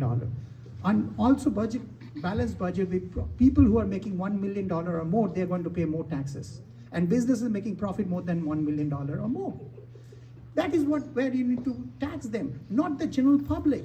Middle and low income family, you cannot do that. They're going to leave the county. That's what's happening. So another thing what I wanted to say is that current county executive is not doing a good job. Accept that. Remember, he's running for office again. Affordability, again, we are talking about that. So what we need to do, today I'm here, if all my colleagues wants, we have the stakeholders, the Rockville City as well as Gettysburg. Let's have an open public meeting called the press. Let's have the PTA and everybody, let's have a meeting. Let's talk about this problem. I am ready. Who is ready? Let's talk about it. If nobody else comes, I will be there. Open invitation to everybody. Let's solve Wootton problem. Let's Wootton be at Wootton and Crown be at Crown. Let's not force people up. Thank you. This is the crux of the issue, and I really do think this is what this county executive race is all about. Who is going to provide the leadership that we need, that we've been missing over the last 8 years, to bring our community together, to have the relationships and the ability to address our schools, to work with our municipal partners, and to work together with the state, which is just as important as any other relationship when we're talking about our public schools. That's what I have focused on. My background, I did fiscal and economic policy work for nearly a decade at the state level. School construction was actually part of my portfolio, providing oversight, building those relationships. I'm proud of the fact that a majority of the state Senate delegation has endorsed our campaign for county executive. I'm proud of the fact that we have deep relationships with municipalities, including a number of municipal endorsements as well, that we need to be addressing our public safety issues when it comes to schools. And I'm proud of the fact that the career and the volunteer firefighters have endorsed our campaign as well. And so we have a broad-based coalition supporting us because they have seen the track record of what we've been able to do by bringing people together and tackle some of the most challenging issues, bringing consensus in the midst of conflict, whether it's on housing and some of the most vexing housing issues, the most significant housing innovations that we've been able to do in Montgomery County. I've been able to lead those efforts by bringing together disparate groups. When we faced the threat of Robin Ficker's amendment that would have bankrupted county government, I was able to write a charter amendment to fix our broken property tax system and bring together Republicans, Democrats, progressives, labor unions, and businesses and nonprofits all together to address these challenges. We saw it with the the snow removal in our schools, where the county government and the school system are pointing fingers at one another and no one is assuming responsibility. That is the job of the county executive, whether it's our capital budget, our operating budget, or just getting things done, like getting streets and parking lots cleared so that kids can go to school. We need better leadership, and that's why I'm running for county executive to provide it.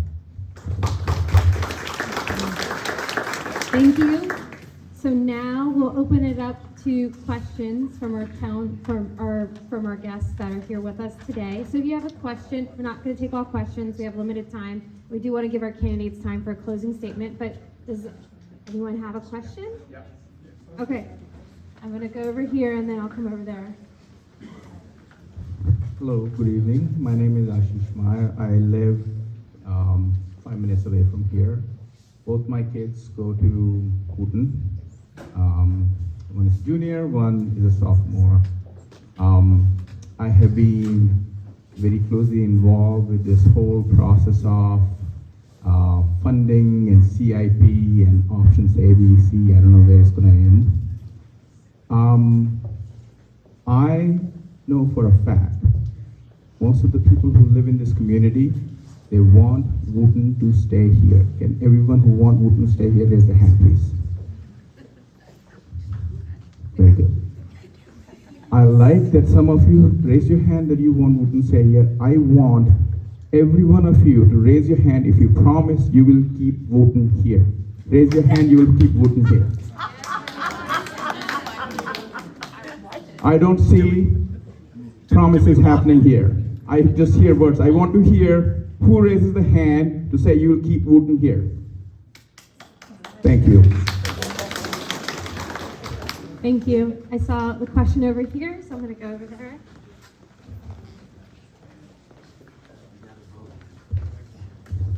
All right, thank you. My name is Peng. I have a question.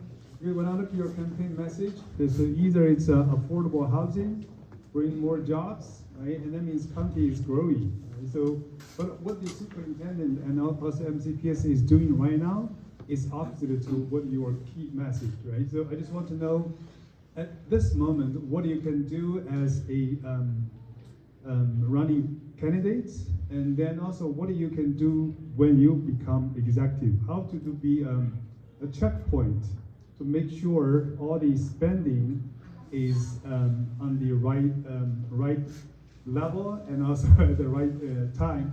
So I just want to know your thoughts. That's two questions, right? One is what you can do now, because this seems is against your key messages for closing Wootton and moving Wootton to Chrome. Thank you.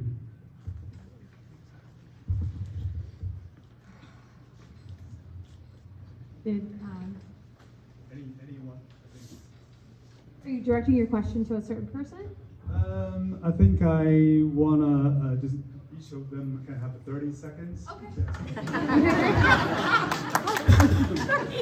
Okay, go. Jill, go. Well, I used the bully pulpit to raise my serious concerns with what was before us for many of the reasons that you shared. I am concerned about the data. I am concerned about the fact that no one has championed more housing in Montgomery County than I have. The city of Rockville and the city of Gaithersburg have been pushing for more housing with their own municipal authority in land use, and it is a concern and a question if there are abrupt changes based on expectations that were made for what that growth will look like, what that capacity is, and what data we're utilizing when the data used in one circumstance is not necessarily the consistent data used in another. So that's what I'm doing right now. What I will continue to do, we've talked about it, we need better oversight, we need more leadership from the county executive. The county executive does receive the school board budget after the superintendent recommends it, and ultimately it's up to the county executive to send it to the county council, and is the major person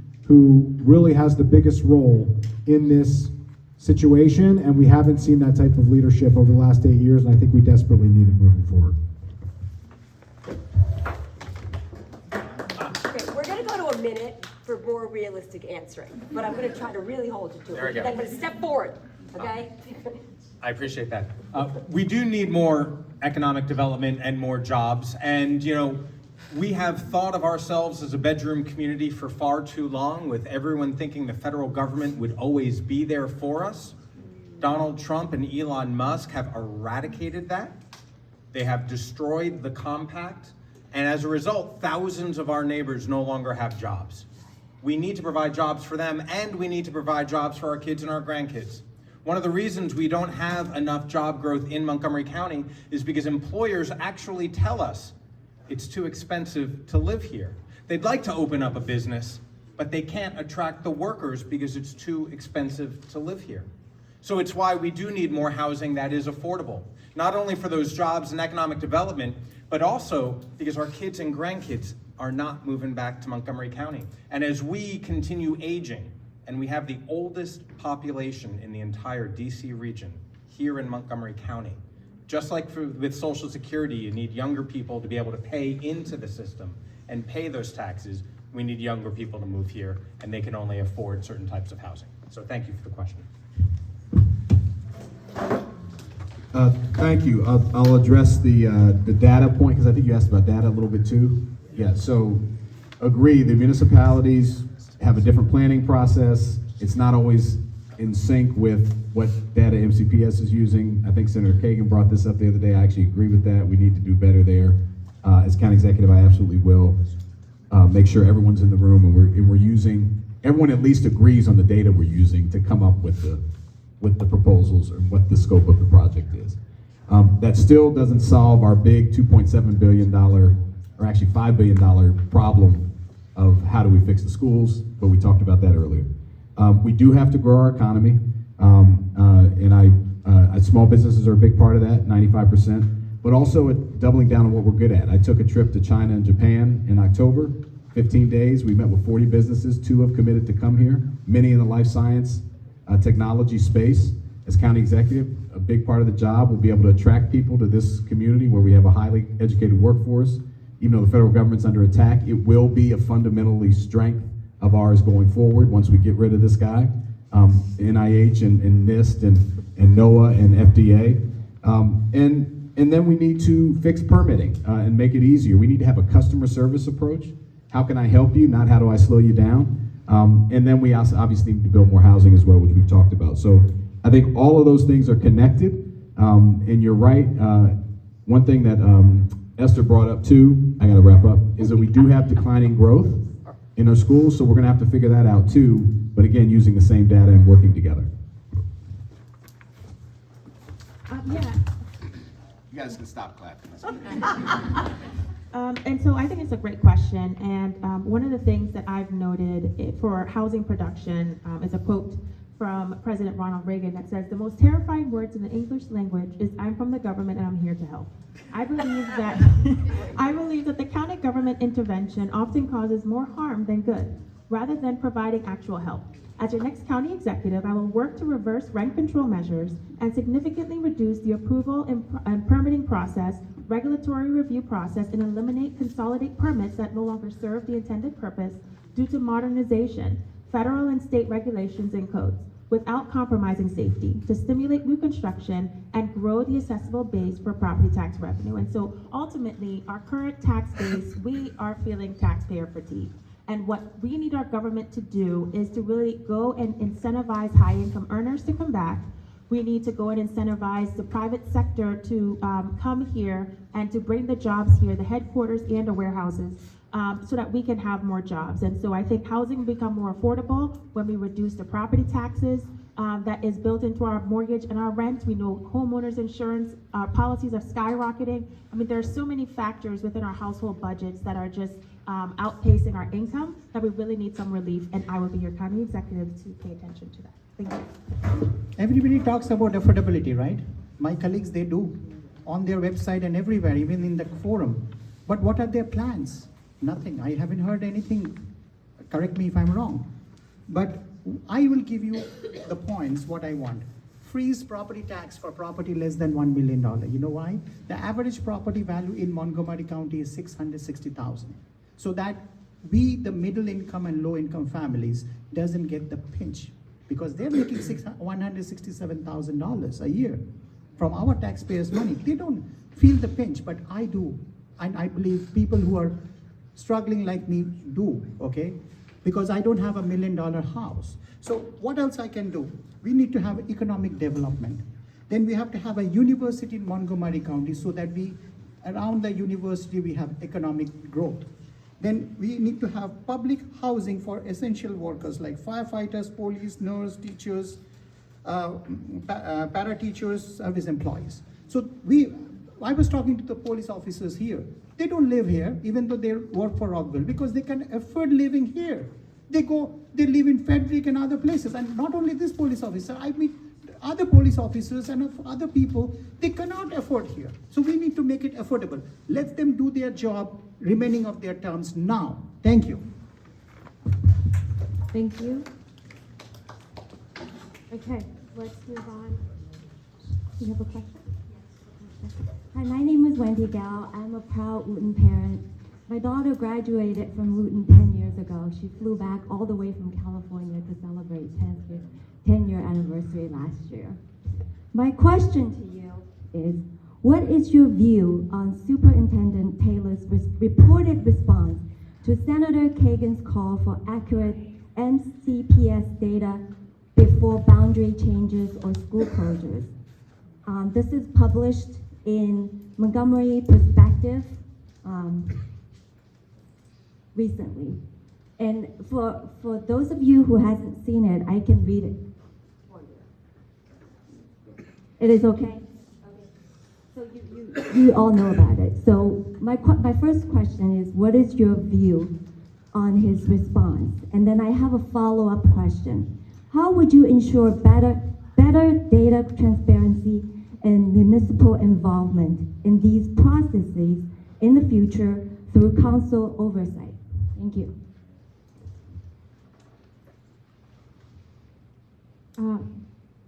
Will, do you want to start with the question? Sure. I think I kind of answered a little bit that on my last question. I'll just elaborate. We all have to be singing off the same choir sheet as far as the data we're looking at. And To the extent that we're not, I will use I'm gonna take this back. We're already talking about it on the Education Committee in my current role. I'm on the council for the next 10 months. I'm gonna make sure we dig into what data is being used, what was reported to whom, make sure everyone's on the same page. I'm not gonna get into an argument between two elected officials. I don't think that's productive. I think what I do wanna focus on is to talk to each of them and say, like, all right, let's get in the room. We all care about kids. We want the right things to happen. I do believe that. I believe everyone in this debate wants kids to do well and to be safe and to have a good school that's new. The difficulty is how do we get there and how do we manage that process? So I will commit to do that as the education chair. I'll make sure we get to the bottom of this data question because it's come up many times, and I'll make sure we're all using the same data, and I'll hold them accountable to that.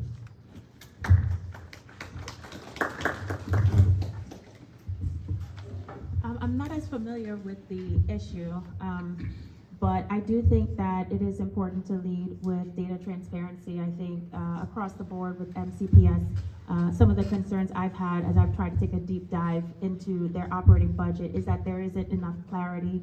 There is not enough data available for the community to be able to make heads and tails of certain information that we need. And so I think from this perspective with the I guess the back and forth with Senator Kagan and Superintendent, I think it's important first and foremost as elected and appointed officials that we always maintain a professional demeanor. You know, when we're responding to constituents or parents or community members, that we don't come across as maybe dismissive or I think I'm thinking about the right thing where it's more, you know, is that one where like you fire me or something? Right, yeah, so I think things like that are not productive.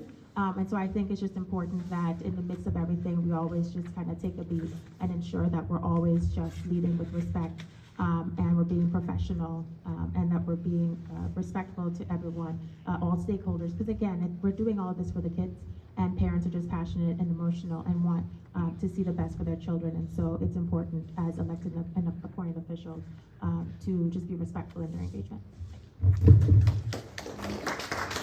So I met Senator Kagan as well as Dr. Thomas Tedder on 5th of December 2025 on a legislative breakfast. So I was criticizing Dr. Teller's salary, $360,000. Senator Kagan was opposing me. And I'm just glad that Senator Kagan now is part of in my team now. And if I will give you a straight answer, you see what you get. If Dr. Teller doesn't want to get fired, we'll fulfill his wish. But we need to create a new contract where they don't get the money if they want to get fired, like the previous superintendent. For Board of Education must create a contract. If you are not performing well, you get fired. And if you want to get fired and you don't want to serve your term, you don't get the money. Millions of dollars golden parachute. Board of Education has to know that the county doesn't have money. Don't play with our money. We need to be enough smart that if somebody is not performing well, they get a pink slip. They don't get a golden parachute. You get, I don't get it. So why not here? Thank you. Well, I know Cheryl Kagan very well. She's a friend. We go to the same synagogue. We've known each other for a very long time. I have tremendous respect for her. I also have a lot of respect for Dr. Taylor, who I give credit is trying to tackle some really tough issues. This was not Dr. Taylor's finest moment. And I thought that the language was not acceptable, and I think we should expect more. And just to be clear, we need the state. We need our state representatives. You want a superintendent who is independent, who will make tough decisions. That is a benefit to our community and to our county. But we have to work with the state. Half of the school construction budget is essentially coming from the state, and we need our state senators and our state delegates to deliver hundreds of millions of dollars for Montgomery County. In fact, I would argue we need more, and we need a county executive with better relationships in Annapolis. That was not helpful or constructive to be able to get the dollars that we need to build the schools that we want and that we desire. We need to be modeling much better behavior. We can disagree with each other without being disagreeable, and I just don't think that that was reflective of the type of Montgomery County we want and the type of leadership that we'd like to see from our appointed or elected officials or any of us here in Montgomery County who are in positions of trust. Wendy, thank you for that question. I agree with pretty much everything my colleagues have said, in the sense that we really have to come together to solve these big issues. And when it devolves into personal texts or emails, trying to bring anyone down or speak in an untoward way, I think that does a disservice to us all. Especially going back to the comments all of us agreed about regarding breaking down these stovepipes, making sure that our superintendent and our school board and the county executive and the county council and our state senate and our state delegates are able to work together for the betterment of you and our students. And as a former journalist, I view leaking personal information and correspondence also in a different view, but that comes down to trust. We have to trust each other. We see what's happening down on Capitol Hill, where people are at each other's throats, where they either disagree on big issues, or sometimes Democratic Party gets at each other as well. And I think that doesn't help. We need to tackle these big issues by not fighting ourselves, because there's a whole lot down on Pennsylvania Avenue that we need to fight and stop, that we actually need to work together, respect each other, figure this out with our municipal leaders, and that's the only way we're going to succeed. That's the only way we're going to save Wootton, and that's the only way we're going to keep building a better Montgomery County. Thank you. So I know there's a lot more questions. I'm going to end with Mayor Ashton, who's standing next to me, with her question, and then we'll go to closing statements. So I will be gentle. First of all, I want to say I have tremendous respect for all of you who are stepping forward in this capacity to serve. It is not easy to do the jobs that you're doing. It's not easy to make yourself vulnerable in public on purpose, but with the goal of serving our community. So I just wanted to acknowledge that in each of you. I've had a chance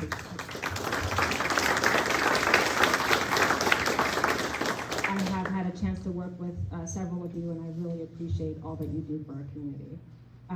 Montgomery County serves as an economic engine for the state. It's just a fact. We need to maintain that role. So the success of Montgomery County also has an impact on our entire state. We need more housing, we need more jobs. We also need to make sure we have sufficient infrastructure to support the education of our students, period. In your current role, for those of you who have roles right now, would you be willing to, one, ask tough questions about the overcapacity issues of RM and the change in data? Two, ask why Rockville's long-range plans, there are two of them, are not included in the cluster planning considerations in the CIP document released in October. And three, ask questions about why an estimated $100 million would be invested into a holding school to then potentially shut it down. That's not a good use of taxpayer dollars, and a lot of us have concerns about that. Why not let Wootton students go to Wootton and Rockville? And also, would you be willing to call a summit together on innovative approaches to think about out-of-the-box thinking, because this whole county needs better for our students. I listen to so many students crying for basic things and teachers who are asking for basic things. The current approach isn't working. We talked about bonds, we talked about P3s. There are other ways that we could also do capital raises, but we need to do better. This is an emergency, and our municipal partners are willing to sit at the table with you, with the board, with the county. We need to act like this is an emergency. Would you be willing to do those three things? Thank you.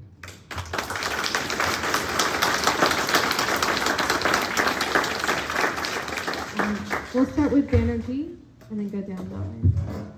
So can you summarize your question? because so many parts of it, I wrote it down, a couple of them. I don't want to miss it because those are very important, Ms. Monica. Question about the 100 million. Yes. Question about some sort of summit to think through creative approaches, right? Question about why the CIP document doesn't include our long-range planning. Would you be able to ask those tough questions? I know you don't have authority, but you can still ask tough questions. Thank you. You know me already. You see what you get, okay? I speak my mind, and I'm not hesitant to say what I mean, okay? And I know Dr. Taylor will be very upset with me because I'm already after his salary. Now he will be, my son goes to MCPS, so Dr. Taylor, don't force me to go to Supreme Court another case, okay? I already had a case in Supreme Court. So don't retaliate against me just because I'm speaking my mind.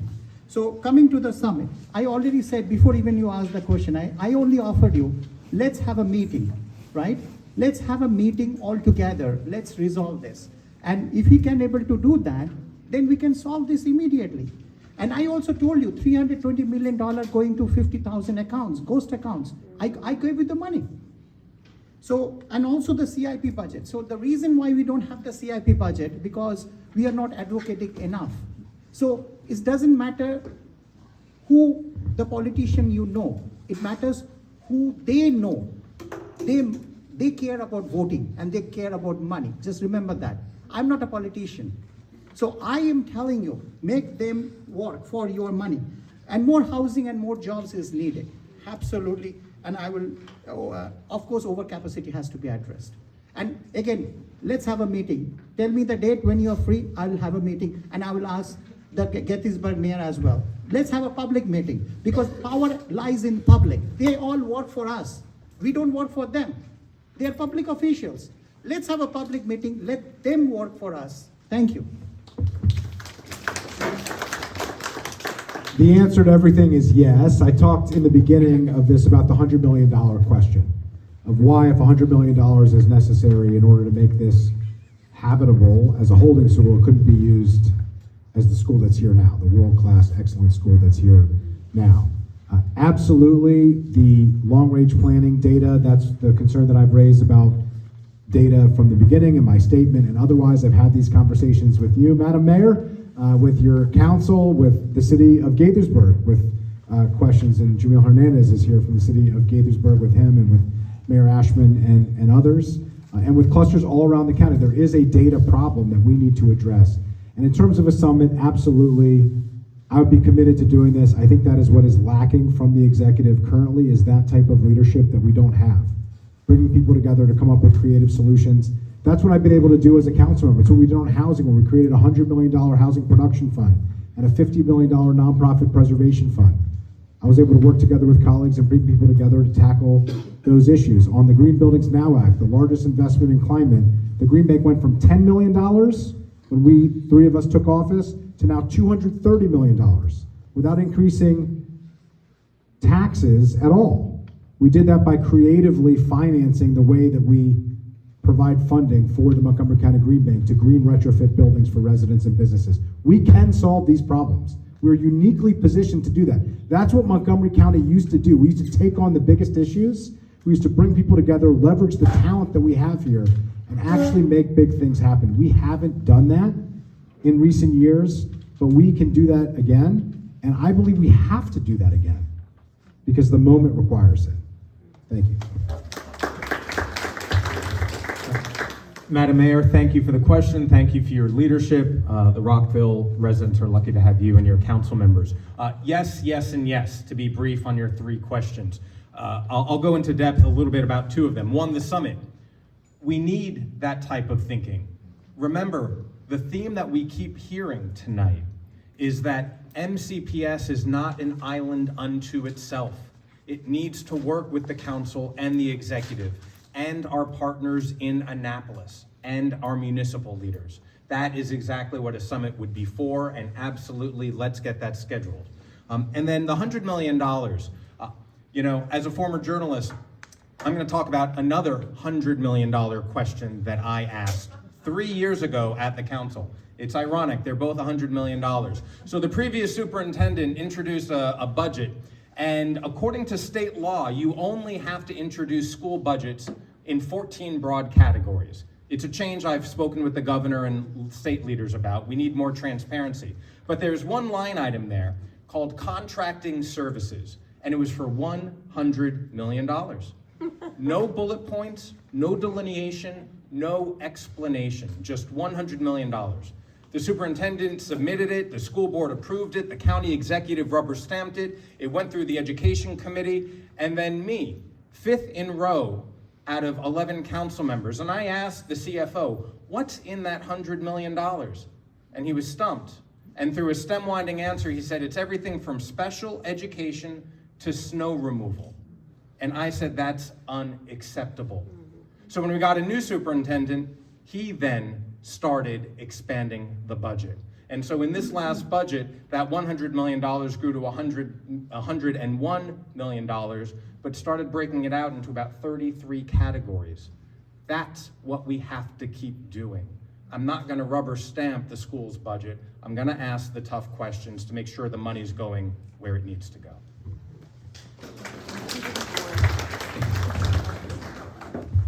Yes, on some of these questions we've already asked, and I'll get in touch with you separately. We've asked about the capacity data at RM specifically, but yes and yes and yes, and absolutely on the summit. The other thing I'd say is Councilmember Glass made me think about the level of detail. I mentioned the HUD one. We have to keep driving down. You know, MCPS is $3.6 billion of our $7.6 billion budget. It's a big amount, but we are the 14th largest school district in the country, and we have 155,000 plus students, 211 schools. So we have to, it's a challenge, and I think something Ms. Wells said. We need to make sure we professionalize the school board more. They need to be full-time, have a little more capacity to dig in. We're doing our job on the E&C committee, but having all the partners together regularly. So I pushed a couple years ago to say, you know, this thing that, it's not perfect yet, but where the school system brings in elected officials from the state and then local level and has kind of a big show about their budget, that's a good step, but that's not enough. We have to have more constant check-in points and communication along the way. And the county executive plays a huge role in that because you set the top line budget number. And I promise to use my leadership now and then to make sure we're having that constant clear data, clear communication, multiple check-in points, accountability on the numbers. But I just have to end where I've said all night. We are going to have to reckon with who we want to be as a community. You cannot get the same purchasing power and do the things we do. It's not, magic doesn't exist. We have to pay for this. Why do people want to come to Montgomery County? Schools and parks. Got to invest in those things. That's what keeps us strong. That's what brings businesses here. That's why people want to locate here. So we're going to have to invest in addition to all the other things. Thank you.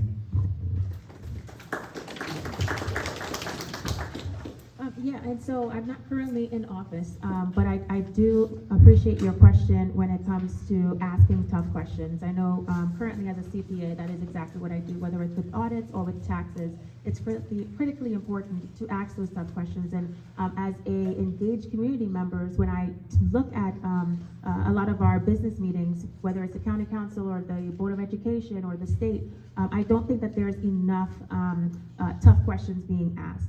And so with MCPS, my recommendation would be for the superintendent to be able to tell himself no first. Then I think the Board of Education needs to then take another deep dive into the budget to see where they're able to find waste and to be able to tell themselves no. Even though they're not the funding partners, I think they need to do more in terms of tamping down the budget and ensuring that it reflects currently what we are seeing in the economy. And then again, with the county executive, when the budget goes to the county executive, it's another rubber stamp, right? So there are so many checks and balances that are meant to be in place to safeguard taxpayers and voters that are just being rubber stamped and overridden, and it's not doing what it was set out to do. And so at every level, from MCPS to the Board of Education to the county executive, and then ultimately to the county council, where they have the least amount of time, and they essentially have to rebuild a whole new budget because the county executive took all the time and didn't do his job. And so in that role, I will ensure that when the budget gets to the county council, that there's tweaks that may be needed for sure, but that it's responsible, that it's something that we can afford, that it's something that truly reflects our values. Government is created for school, public education, transportation, and public safety. That is what you fund first. You don't fund anything else other than first our schools, our transportation, and our public safety, and everything else will happen. And so I want to ensure that we just right-size our government, that we are accountable to our taxpayers, and that ultimately we are bringing all stakeholders together to advocate for the community. Thank you. Well, that ends all of our questions for this evening. And with that, we'll go to closing statements. So I think if you guys are okay, we'll just limit closing statements to 1 minute each. We could get rid of them. You want to get rid of them? So we need it because we are not recognized candidates. Okay, so we'll do 1 minute of closing statements. If you choose not to, then you can just pass the mic over. Okay. 1 minute, let's go. I was trying to help you. Okay. I love this challenge that we have here. Okay, so with that, we started at the top of the alphabet. From this, I'm going to start at the bottom of the alphabet. So, Esther, you'll go first, and then Will, and then we'll just move on from there. All right, go. So again, thank you everyone for coming out. Thank you for inviting me to Wootton High School PTA. Again, my name is Esther Wells. I will be your county executive candidate on the ballot in June. Please definitely check out my website. It's still being built, just registered, but I'm so honored to be here before you, for the opportunity to serve you. I am not endorsed by any special group. I really am just a community member willing to lend my gifts and talents to just reflect the values and the needs that we have, to be able to voice the needs that we have as a taxpayer, lifelong resident that cares about my community. And so my priorities will be for public education, fiscal discipline, improved public safety, student outcomes, and a pro-growth business environment. And so I'm happy to meet with you afterwards. Thank you so much for coming out, and truly appreciate everything that you do. Thank you. Good modeling. Yeah, thank you all for coming out. Thanks for your advocacy. One of the things I promised to do as we deliver the MoCo promise for everybody is listen to you. That's really, really important. Listening to residents, working with you, being responsive, helping you dig out the snow. You know, we responded to 150 people individually during the snowstorm. The big things and the little things, that's the job of the local elected official. If you need us over the next 10 months, please reach out to my office. I'm really easy to find. Councilmember.Jawando at MontgomeryCountyMD.gov, or reach out on our campaign website, willjawando.com. Thank you so much. Have a great evening. Thank you. I just want to thank you all for taking the time to organize this, spending your Tuesday evening with all of us to talk about the future of the county. You're here because you're personally invested. You want to make sure that Montgomery County remains a safe and welcoming place, that your kids get the best education. And these are tough issues. We have to continue working through them, but that means we have to continue working together. And I'm proud of my track record of bringing people together to figure out the solutions that work in this moment. Because what worked over the last number of decades isn't gonna work anymore. We've seen Montgomery County change so much that we have to work with each other. We have to keep pushing back against Donald Trump and all the negative things that are happening down on Capitol Hill, but we have to keep planning for a better future. And I appreciate you all. If you want to learn more, get involved, go to evanglass.com, and thank you for being here tonight. My wife, Demi, and I had a baby girl, Joelle, a month and 2 days ago. My wife, the Wootton grad, and I think a lot about my daughter, and I think about the Montgomery County that I grew up in, that Demi grew up in, and whether or not my daughter, Joelle, is going to want to live here, is going to have housing that she can afford here, is going to be able to raise a family here with childcare that she can access here, whether there's going to be a quality job here, and whether or not there's going to be the magnet and the attraction of a world-class public school in our community here. That has reinforced why I'm running for county executive, to do what we have always done, which is to do big things in Montgomery County, to make sure that we don't create false choices, we create new opportunities for new people, and that we are as strong as the talent that we have here, that we are firing on all cylinders, and that we are strong as the sum of our parts. I hope you'll join me in that effort together to be as good as we are capable of being in Montgomery County, to build an economy and to make Montgomery County affordable for families, so that folks can stay here, and so that young families can live here, and so that your children, like my daughter, will have something to stay here for, and will choose no other place but Montgomery County to grow up and to raise her family. Thank you so much for being here. Please join us at andrewfriedson.com, and I hope you join us on this effort to build a better future in Montgomery County. I have to be quick because 90 seconds has to be 60 seconds now. I was a former teacher and I'm running a public finance campaign. Let me ask you this.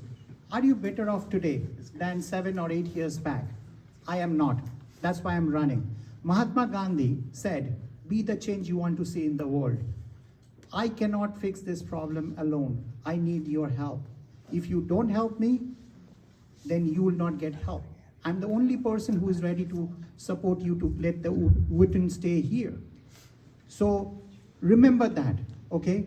Because support me. If you don't support me, get ready, pack your stuff, move. Or start ready to pay more taxes, okay? Remember that. What I'm going to do, provide free childcare, provide free universal pre-K. Once elected, I'm gonna slash my salary from 232,000 approximately to 120,000 and put remaining of my salary to MCPS budget. Provide affordable housing, freeze property tax on properties less than $1 million, create small business friendly environment, and also modernize the workforce by having community events on regular basis, provide legal support to stop illegal deportation without due process, establish a state-of-the-art university at Montgomery County, Maryland, and expose all corruptions in Montgomery County, including government, judicial, election, and everything. A lot of people doesn't want me to come and talk, but I appreciate all of you to invite me. Because the reason they don't want me to talk, because they want to silence me. And I'm going to fight for it, not for me alone, so that tomorrow when you can run, you get the same platform. Thank you. Go to mithunbanerjee.com, support me, or get ready to pack. So with that, I would want to say, don't forget we have snacks over there. You guys see these flyers? I will be here. The Harlem Wizards. Please join us on, I should know the date, March 8th. Otherwise, have a wonderful evening. Thank you.